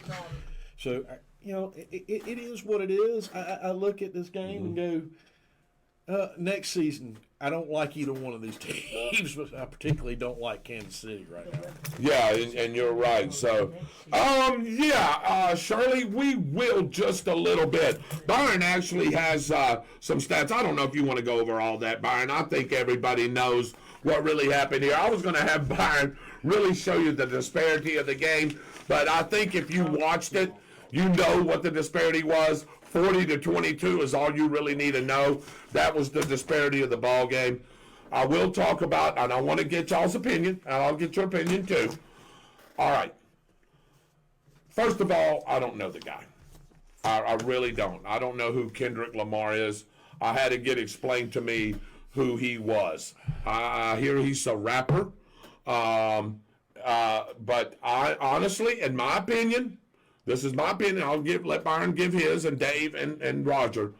To me, and again, you could say my age disparity or whatever, but I can tell you right now, and Byron can tell you, and everybody can tell you, I'm a DJ. I love Snoop Dogg. I love Dr. Dre. I listen to rap when it's good rap, like especially like old school rap. But I could not, one, understand anything that he said. David, me and you's like, what did he say? I didn't understand anything that he said. Number two is I didn't think the performance was all that great. I thought some of the choreography was okay, but I didn't think the performance was that great. And to me, it was the most horrible halftime show I'd ever seen. I'm sorry, out of all of it. That's my opinion. Y'all can jack me up on that, but I didn't particularly care for that halftime show, and that's just the way I feel about it. Okay. My opinion is this. It was the worst halftime show I have ever seen in my life. That his music is static. There is no melody line in it hardly at all. It's bad lyrics, mumbled over bad melody lines, which, like I said, don't hardly exist at all. The only good melodies that I heard was from the R&B singer that was singing with him at one point. Yeah, she was all right. And it wasn't great. No, it was okay. It was okay. I mean, it was just okay. It was okay, yeah. It wasn't definitely not the greatest R&B singer I've ever heard. No. I love R&B. I used to listen to rap when I was a kid. This was not. It was not good. It really was not good. It was not. I mean, it was just bad. I mean, from a musical standpoint, it was just bad. And you those of you who don't know me, I actually have a degree in music performance, and That's I right. taught music. That's what I did. That was horrible. It was horrible. You couldn't understand what he was saying. The music itself was bad. I hate when they loop music together and use other people's music because it shows a lack of talent and creativity. And you can say what you want to about all the rap stuff you want to, but when you steal or not necessarily steal, but when you take somebody else's music because you can't come up with a good idea yourself other than to take somebody else's music, that tells me you're really not a very good musician. I'm sorry. I grew up in an era where we had rappers, and one of them got sued for clipping a piece of music like that. Anybody remember Vanilla Ice? I remember that very well. Yep. David Bowie and I'm a big Queen. Vanilla Ice fan. Even though he did that, I'm still a big Vanilla Ice fan. Ice Ice Baby is going to go down to one of the greatest songs in history, and it still has. Hey, I guarantee you, at weddings, I get asked for that song many times. And I know where you're going, and I understand, but you understand what I'm saying. It's a great lyrical piece to dance to. Well, if you want to enjoy, I use this term loosely, Kendrick Lamar's music, be my guest. Absolutely. But 3/4 of this nation looked at that and went, "What?" Seriously, it went what? So I want to ask Dave real quick. Dave, when we was watching that, you remember we go in and got us something to eat. When we was watching that, you said to me something that stuck with me. You said, "David, I don't understand the first word." With the very first word that came out of us, I said, and then it went on, and you said, yeah, you was like, "I don't understand anything he's saying." And what did I say? I said, "I don't either." What did we do? Went and got us some food, didn't we? Remember? Yeah. We went and got some of that stew, the poor man's stew. I didn't understand anything. Like Byron said, the girl that came out there, I don't even know who she is. Okay. She was okay. And then you got to bring Serena Williams out to do a little dance. I don't know what that was about, and I'm still trying to figure out what Morgan Samuel L. Jackson was doing. Okay, look, the best part of the halftime show was Samuel L. Jackson. I'm sorry. Yeah, but he came on and he said some stuff, man, that I didn't even understand at all. It had to be part of what the lyrics were that Kendrick Lamar was doing. And again, maybe I just didn't understand what was going on. But first of all, I've got to hear what you're saying before I can understand what's going on. And I did not hear a word that guy said, or I couldn't make it out. First off, if you're going to accuse somebody of being a pedophile, don't do it at a halftime show where kids are watching it. That's the first thing. Yeah. I'm sorry. There's a time and place for that, and it's not at a Super Bowl halftime show. No. And that's what part of that was about. Yeah. You do know that, right? Yeah, absolutely. Absolutely. It was about him and his beef with Drake. With Drake. I don't care. I don't either. Don't care. I don't either. And the children don't need to hear it either. Yeah. They're there to be entertained and watch a football game, not hear about some issue you've got with somebody else. Right. I don't need that. You need to handle that in private. If you have an issue with an artist or somebody else, you need to handle that in private. But I'm with Byron. I think, David, you agreed with it.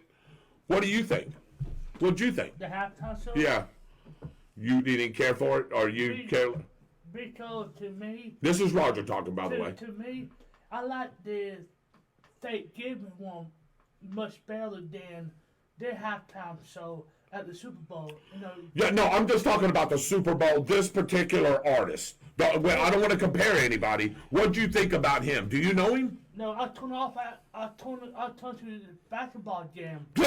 Roger said he turned to the basketball game. See, that's because it didn't interest you. No, the best part of the halftime was the choreography of the dancers. I did like some of that. Yeah, I did. I thought there was some, but still, I mean, if you're giving it an overall grade.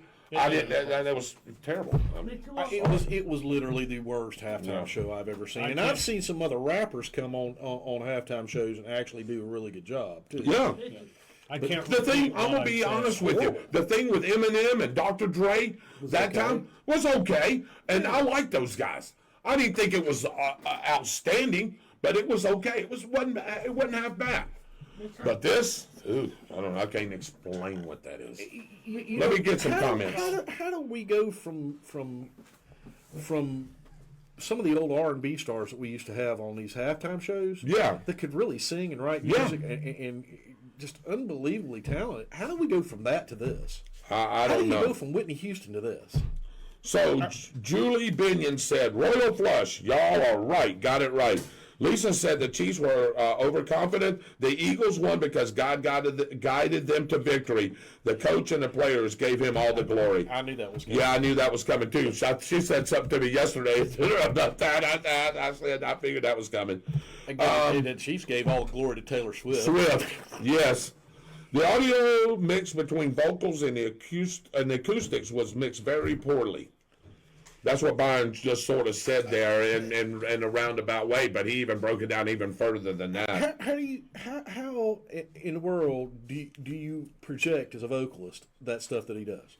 I mean, there's no way to project that right. Lisa said, didn't understand the first word. Worst halftime show ever. Shirley said, it seemed to just be for a specific group. I love blues and other music. That would have been great for New Orleans. And I want to stop right there, and then I'm going to let you interject. Me personally, okay, you were sort of keeping it Louisiana theme, New Orleans theme, Mardi Gras theme. Okay, this may have been a little offset, but let me tell you, and I think I told you last night, who I would have loved to see to perform there. She's from Louisiana. She's got a horse ranch there. Her mom and dad still lives there, and that's Lainey Wilson.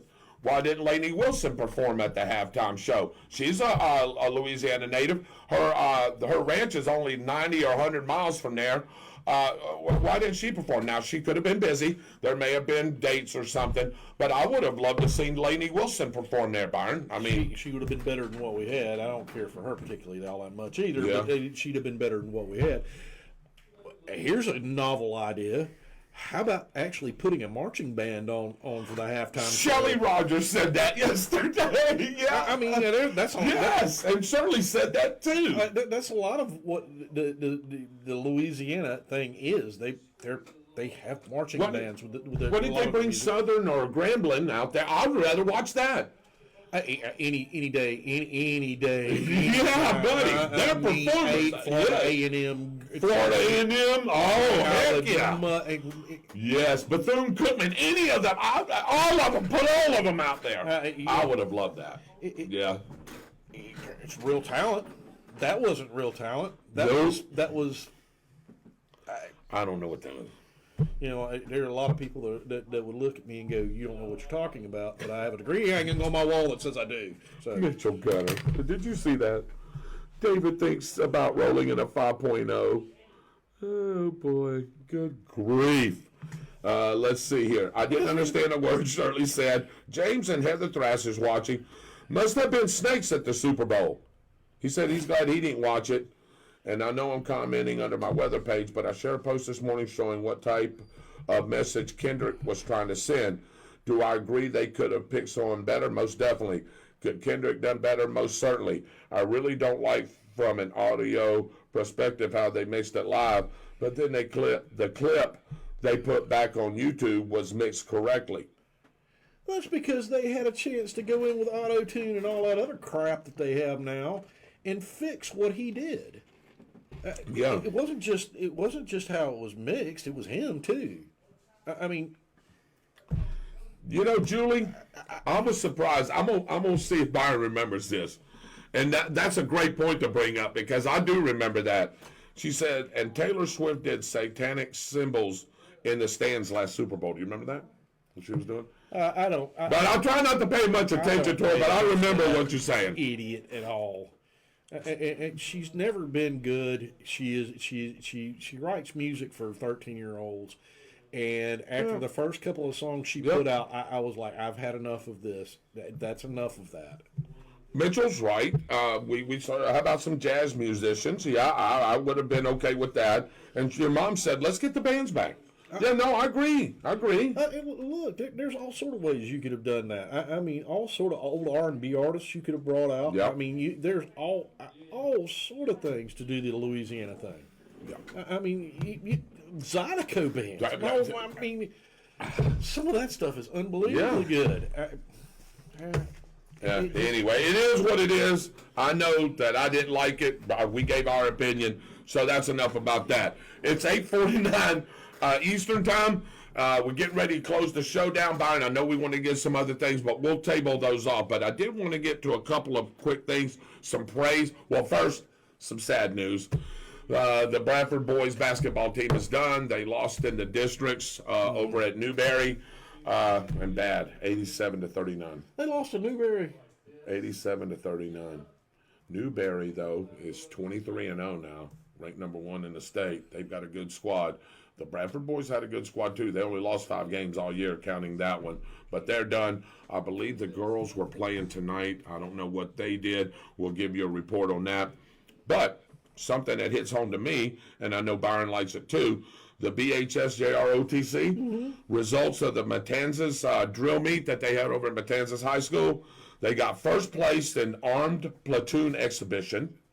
They got second place solo armed female exhibition, second place solo armed male exhibition, and second place dual female armed exhibition. How about that? Congratulations to the ROTC. Yes, sir. You know, sometimes these people don't get a lot of praise, but the JROTC did a good job. And the BHS cheer team placed third, Byron, in the state at the cheer competition. Wow. This is only their 3rd year in existence, and they placed third in the state. Wow. Isn't that crazy? That's crazy, David. Yeah, so back on the platform again, and now softball and baseball starting up. I don't know how we're going to do there. And then, of course, track, and then something that me and you always wait on, that's spring football. Yep. Hey. Spring football draft, and then a whole long time of me watching somebody fish. Yes, yeah, and that's exactly right. So, Dave, did you hang on just a, did you want to go to something else real quick? I wanted to go to a final thought whenever you got ready. Okay. Did you want to add anything to about what we talked about the halftime show of the game? No, I've already said what You said your piece, hadn't you? Yeah. Yeah. Hey. I wasn't happy with it. Okay. Me and you. That makes all of us. I think we mostly changed the channel. All right. So, yes, we did. Well, we went and got something to eat. It was pretty good, too, wasn't it? Yeah. That's what we did. Yeah. All right. I wish Byron would have been there because he could have ate with us. All right. Well, let me make you laugh, and then let me make you mad at the same time. Okay. So, I've been researching wasteful spending, taxpayer spending dollars.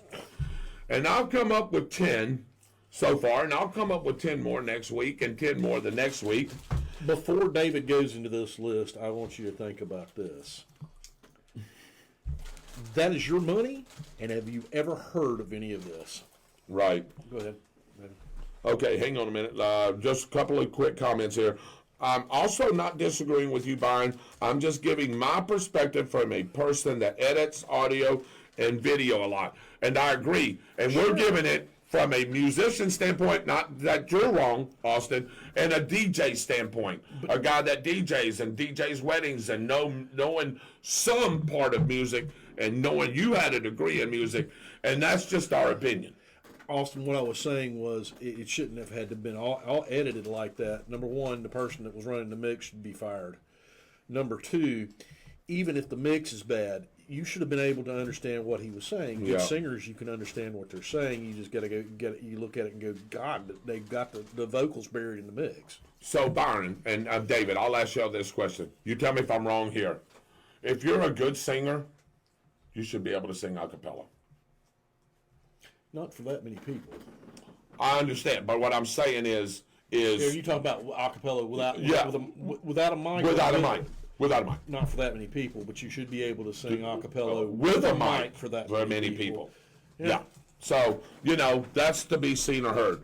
All right. Everyone needs, yep. To what Elon found, it's unbelievable. I'm just going to give you a couple of little things here, Mitchell. It's not million, it's billions. After it's said and done, absolutely. Yes, and that's what Byron said. The whole production team should be kicked.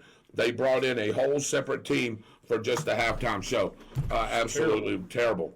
All right, wasteful taxpayer spending. So I'm going to make you laugh, and then I'm going to make you PO'd. Can that be done in the same thing, Dave? Yeah. Can that be done in the same Well, thing, you're Byron? going to make me Spend it. mad with the silliness anyway, because Okay. when you when it's laughable, because All right. that's our money there. That's our money. So, well, yeah, Lisa, it may wind up being true. You may be right. All right, here we go. I'm going to give you 10 next week. So for this week, I'm going to save the taxpayers $16.4 million just on these. Ready? Byron, ready? 1.4 million bubble wrap popping for stress relief.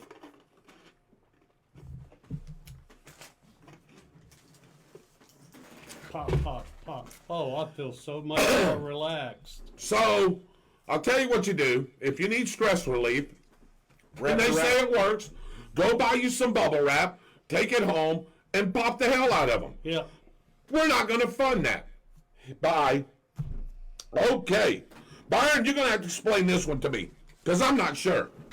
$900,000 in mailbox feng shui. What is that? Seriously, mailbox feng shui. Not sure. Does anybody out there know what it is? Feng shui. DX, Axe, we don't need it. Feng shui. It's Oh, feng shui. Okay, feng what is shui. that? What is that? What is that? Feng shui is an art form that's. Look it up. I'll be Okay. sitting here trying to describe that. Why do we need to do it on mailboxes? Because somebody needs their head examined. Okay, so we can DX that, right? We can cut that one, right? Yeah. Okay, not sure what the hell that was. All right, 2.3 million for clowns to teach clowns how to fold balloons into animals. Yeah. Yeah, I said that right. 2.3 million for clowns to teach To fold teach balloons, clowns and how to fold balloons into animals. Yeah. What did they have half the Congress learning how to fold animals No, out of balloons? so we can DX that one. We don't need that because you know what? Yes. Clowns can practice that at home with their own balloons. That they buy for that $1, 100 of them. $100 They general. probably Yeah. Google Yeah. it. So, all right. How about this one, Shirley? This one will be right up your alley right here. $600,000 National Pretzel Untwisting Research to how we can see if we can untwist a pretzel. Yep. National Pretzel Untwisting. It's a research project to see if we can untwist a pretzel. The way you Well- can twist a pretzel is by putting it in your mouth and eating it. That's the way I figured it, Byron. So can we axe that one too?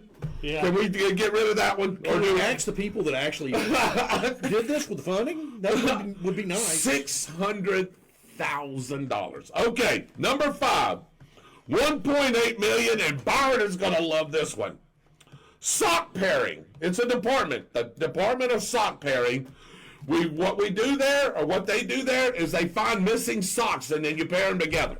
Where do you find them at? Well, hell if I know, but you know, hey, what you can do is, why don't you go home and do your laundry, and then, you know, if you're missing a sock, then you go back and you find and you match the sock up. We can do that at home.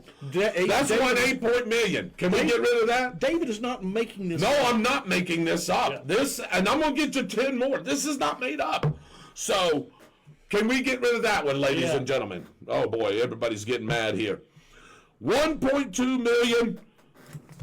Byron. You know what that is? High five? Yes. High Five Foundation. It teaches people how to rightly do a high five. Seriously, $1.2 million in that. That sounds like Are Nancy you Pelosi's husband shitting involved me? in it. Are you kidding me? Excuse my French. 1.2 million High Five Federation. Dave, do you know how to do a high five? There you go. You did it right. Cha-ching. Hey, I'll tell you what we can do. Why don't me, you, and Byron practice that later? And we don't have to use the taxpayers' money to do that. So can we axe that one too? I'm going to start a foundation on teach people how to give you 5. Okay, that's a good one. Well, here's one of my favorites because I do love the product. Byron, $700,000 for ice cream cone leaks lab. This is what they do. They look at ice cream cones and they see if they have leaks. Ice cream cone leaks. And you can look all these up, ladies and gentlemen, and it'll give you the amount of the dollars. $700,000 for ice cream cone leaks lab. You look at ice cream cones to see if they leak. Now, I like ice cream. Don't you, Dave? Yeah. Don't you, Byron? I love ice cream. Well, if I sit around, I love ice cream. That big. much money worth. Yeah. I wonder if ice cream cones leak. Well, Let me Google. how about let's do this? How about let's go to Powell's, and we'll all get us an ice cream cone, That and doesn't let's leak. see. And let's see if they do leak. We can do that ourselves. Get rid of that crap. Yeah. All right, 8. Here we go. Here's my favorite one. One of my favorite ones. $3 million, Byron, on puddle depth measurement. This is where we measure rainfall. Puddles, you know what the potholes is. You go out and you measure the water in the potholes and all that. We have to have that research. And we pay people $3 million overall to do this. For what? What do we need that for? Why don't you go into your backyard? Byron's got a rain gauge at his house, so do you. So you can go get your rain gauge. You can find out how much rain fell. And if you want to, I've got potholes in my driveway. We can just go out there and measure that right out there. Why do we need $3 million worth of research for that? You don't. You need to History. to come fill it in. History. Get out of here with that. Get out of here. All right, number 9, David, your favorite. $1.5 million for the Bureau, and I'm telling you, this is the way, the Bureau of Alarm Clock Testing.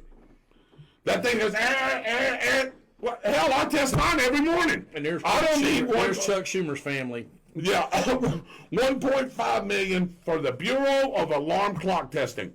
My crap goes off at 3 o'clock in the morning, and I hit it. It works. Why do we need to put people to test that? Get out of here. All right, and the 10th one for the night. Fun. Yes, and this is right. Yep. And the 10th one. This is a good one. This is a good one. $2 million. Federal Glitter Task Cleanup Force. This is where, you know, during the New Year's and all that and the 4th of July, they actually pay people to go and clean up glitter. I like glitter. Well, shit, if I want glitter, if I want to clean up glitter, I'll just pour it at my house on the table and I'll just clean it up. Yeah, same. Why do we need, Byron, $2 million for the Federal Glitter Task Cleanup Force? That just right there is $16.4 million. And I seen Lisa's comment that could have went and helped the victims in North Carolina. All that money. North Carolina. Okay, now I know where Saturday Night Live gets all their skits. Here. Well, they could take some of these if they want. Yeah. Look at that, Byron. David's final thoughts tonight. It should outrage everybody. It should. Mine's probably going to make you even more mad. We had this fool named Elizabeth Warren, and I'm using that word as a fool, come out and say that we had no right to know how they spend our money. There's no constitutional right for us to know how they spend our money, and she actually called it their money. Here you go. This is taken directly from the Constitution, Section 9. No money shall be drawn from the Treasury but in consequence of appropriation made by law. And a regular statement and account of the receipts and expenditures of all public money shall be published from time to time. She is either a bald-faced liar or does not know what she's doing and talking about. How about a combination of both? I wanted to talk about that tonight, and I wanted to leave that statement alone because it is our business, and that is our money, and they are supposed to be telling us how they're spending it.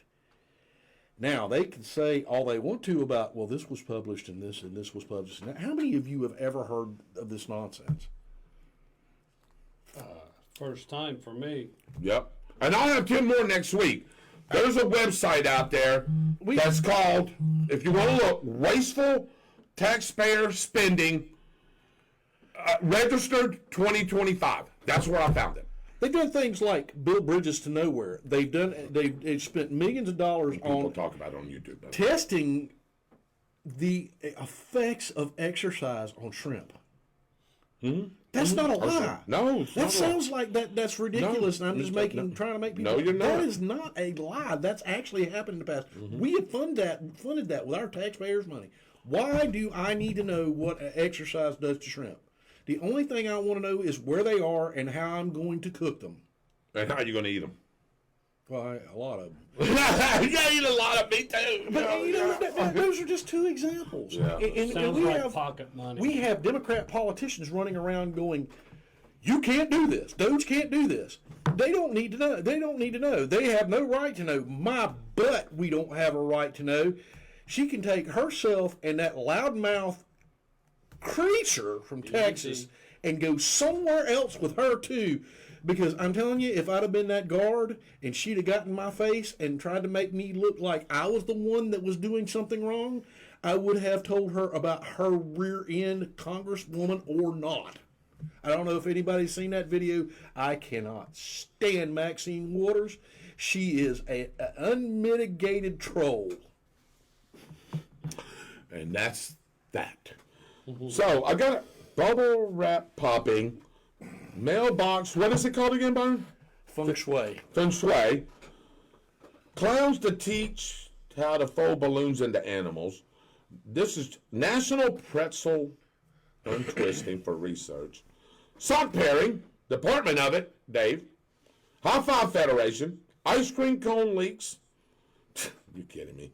Public depth measurements. Boy, that one just really gets me. The puddle depth measurements? Yeah, that really gets me. If it's done for some sort of study on the longevity of asphalt, okay, I get that. Yeah. But at the same time, that's state funded. The Correct. DOT is state funded. Why is the federal government messing with that? The only thing they could possibly have in mind with that is the interstates. And I can guarantee you they're not studying potholes on the interstate. Absolutely not. Probably and then the Bureau road department would handle that. Correct. Why do we? This is money that we're paying people to do this. Some Tom, Joe, Sally person to do this. It's somebody's relative, and they're paying them, giving them jobs and giving them taxpayers' money to basically do nothing. Because I guarantee you, they are not measuring potholes on government roads, because government roads are interstates. That's exactly right. How about the Bureau of Alarm Clock Testing? That's really ridiculous. And the one that really gets me is the Glitter Task Cleanup Force. Okay, really? Get Hunter over there and handle that. Handle that. Oh, sorry. That was bad. That was really, Well, really bad. New York, New Year's Eve, New Year's Day, the next day or whatever, after the ball dropped, all that stuff's got to get cleaned up. I agree, but that should be city. That's under city funding. That should be city funding. That should be city funding. I mean, I get it. You spend a whole heck of a New lot. Orleans, all of it. Yeah, I get it. A whole heck of a lot less on 100 leaf blowers and blow that crap blow that crap in the gutter. Yeah, that's it. All right, real quick on the comments. Let's see here. I get what you're saying, Dave. I really do get what you're saying. It does have to be cleaned up. Yeah. But to have an actual group that's supposed to be doing it that's federally funded. I like the fact that they brought someone into the Department of Government Efficiency, and his name is Big Balls. Lots of laugh. Elon is trolling liberals and Democrats by changing his name on X to Harry Balls. Yep, I've seen that too. Elon. Lots of laughs. Just put popcorn in the microwave and you have the same solution. Melissa Cribbs is watching. The problem with all of this is they're going the mainstream media are doing their job to vilify him by letting the Democrats do this. They are supposed to be our watchdog, and what do? They're duplicit. You know why they're duplicit?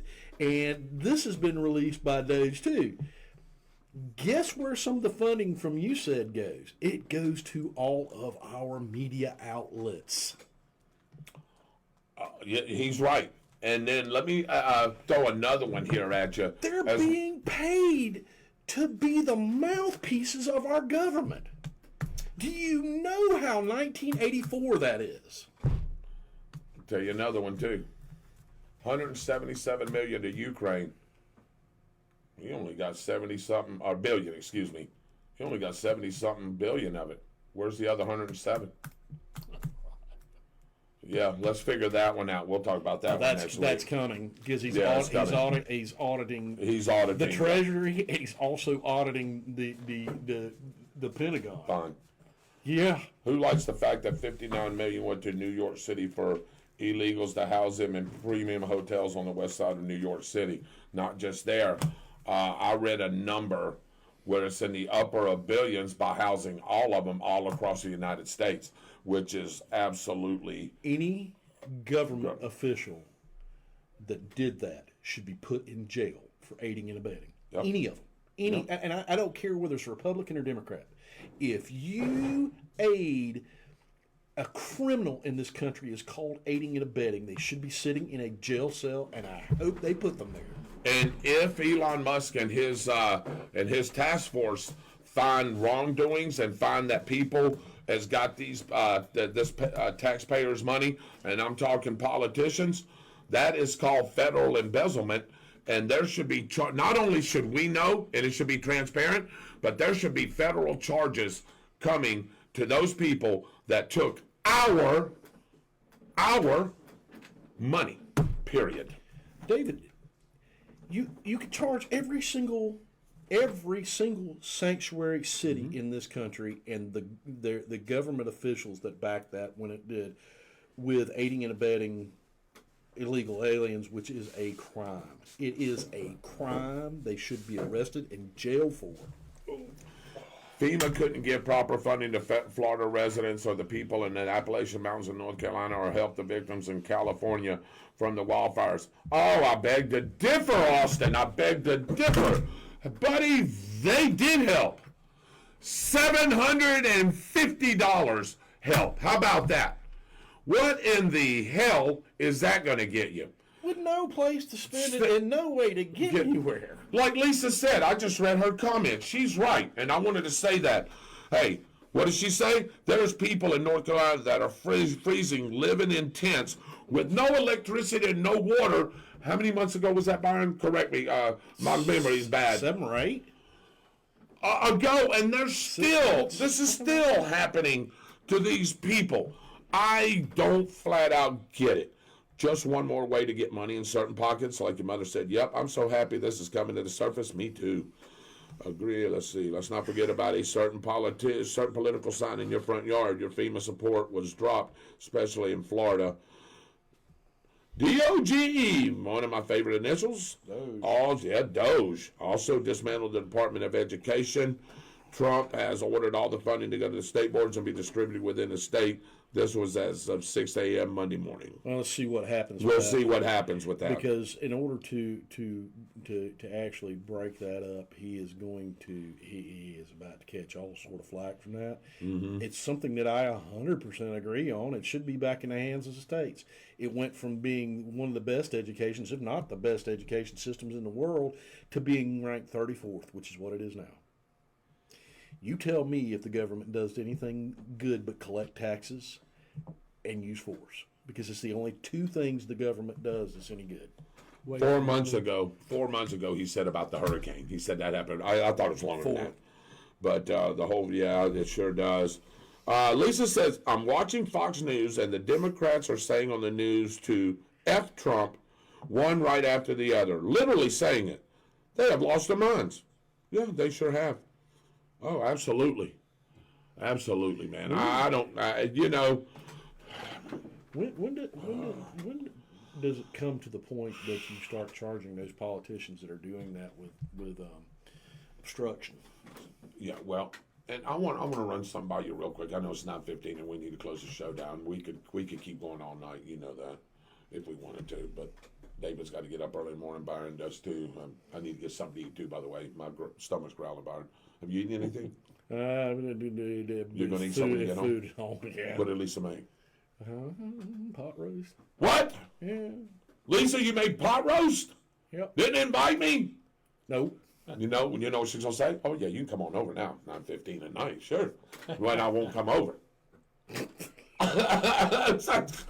But anyway, Lord have mercy. I've got a group of guys at work. We sit and talk about this like me, you, and Byron do, and we talk to our audience about and they're definitely pro MAGA. They're Trump supporters.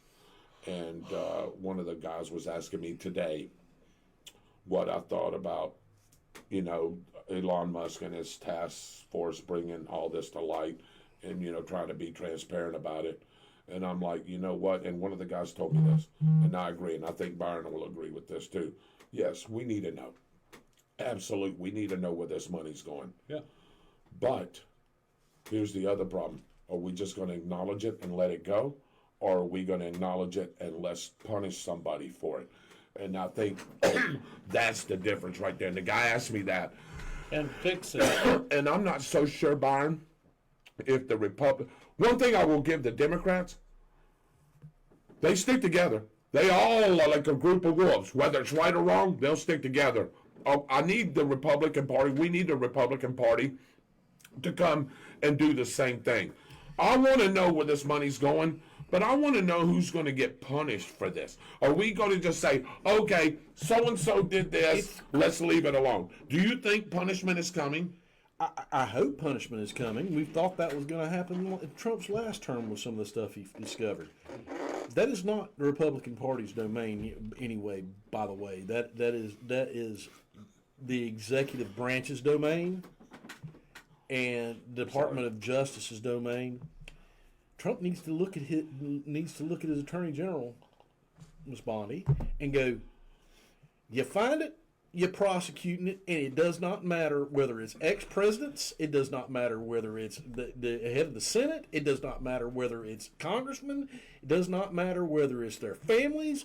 If you find it and it's a crime, it needs to be prosecuted.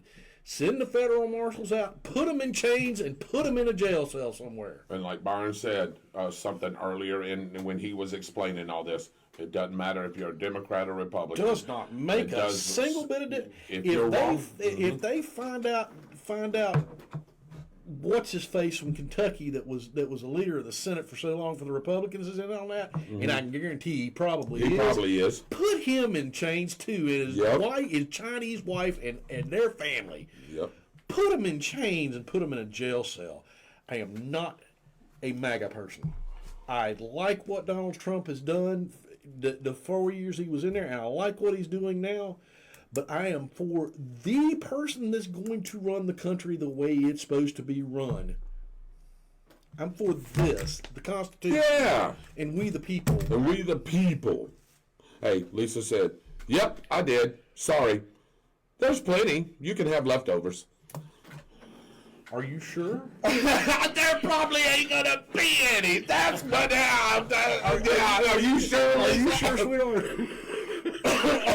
I know when Byron Bagwell gets a hold of it, there probably won't be no leftovers. I'm messing with you, old boy. It's 9:15. Hey, no way in the world. No, it sounds good. And if it's anything like those chicken and dumplings she makes, holy mess. Did you have some of those, Dave? No. You didn't? Dear God. I wish I did. She needs to make them because I'm telling you, it's some of the best chicken and dumplings I've ever had. Period. Whew. That, I don't know what she does with it. Yeah, man. Well, look. Yeah, boy. All right. Hey, it's been a great show, guys. I want to thank John Williams again, if he's watching, for coming on and explaining about the Ark. And, this is why we do this show, Byron. We've talked about many things, Dave, about how we should go with the show. And there still may be some changes, some things that we're going to do. We talked about going to an all-sports show, which me and you love, and me and you could talk about that forever. We like talking politics, we like talking government, we like talking about our local community, and we try to mix it all in, with everything. But, you can only, it's a Tuesday night. If this was a Saturday night, you know what I mean? Me and him, we just go and we just grab something to eat later or whatever.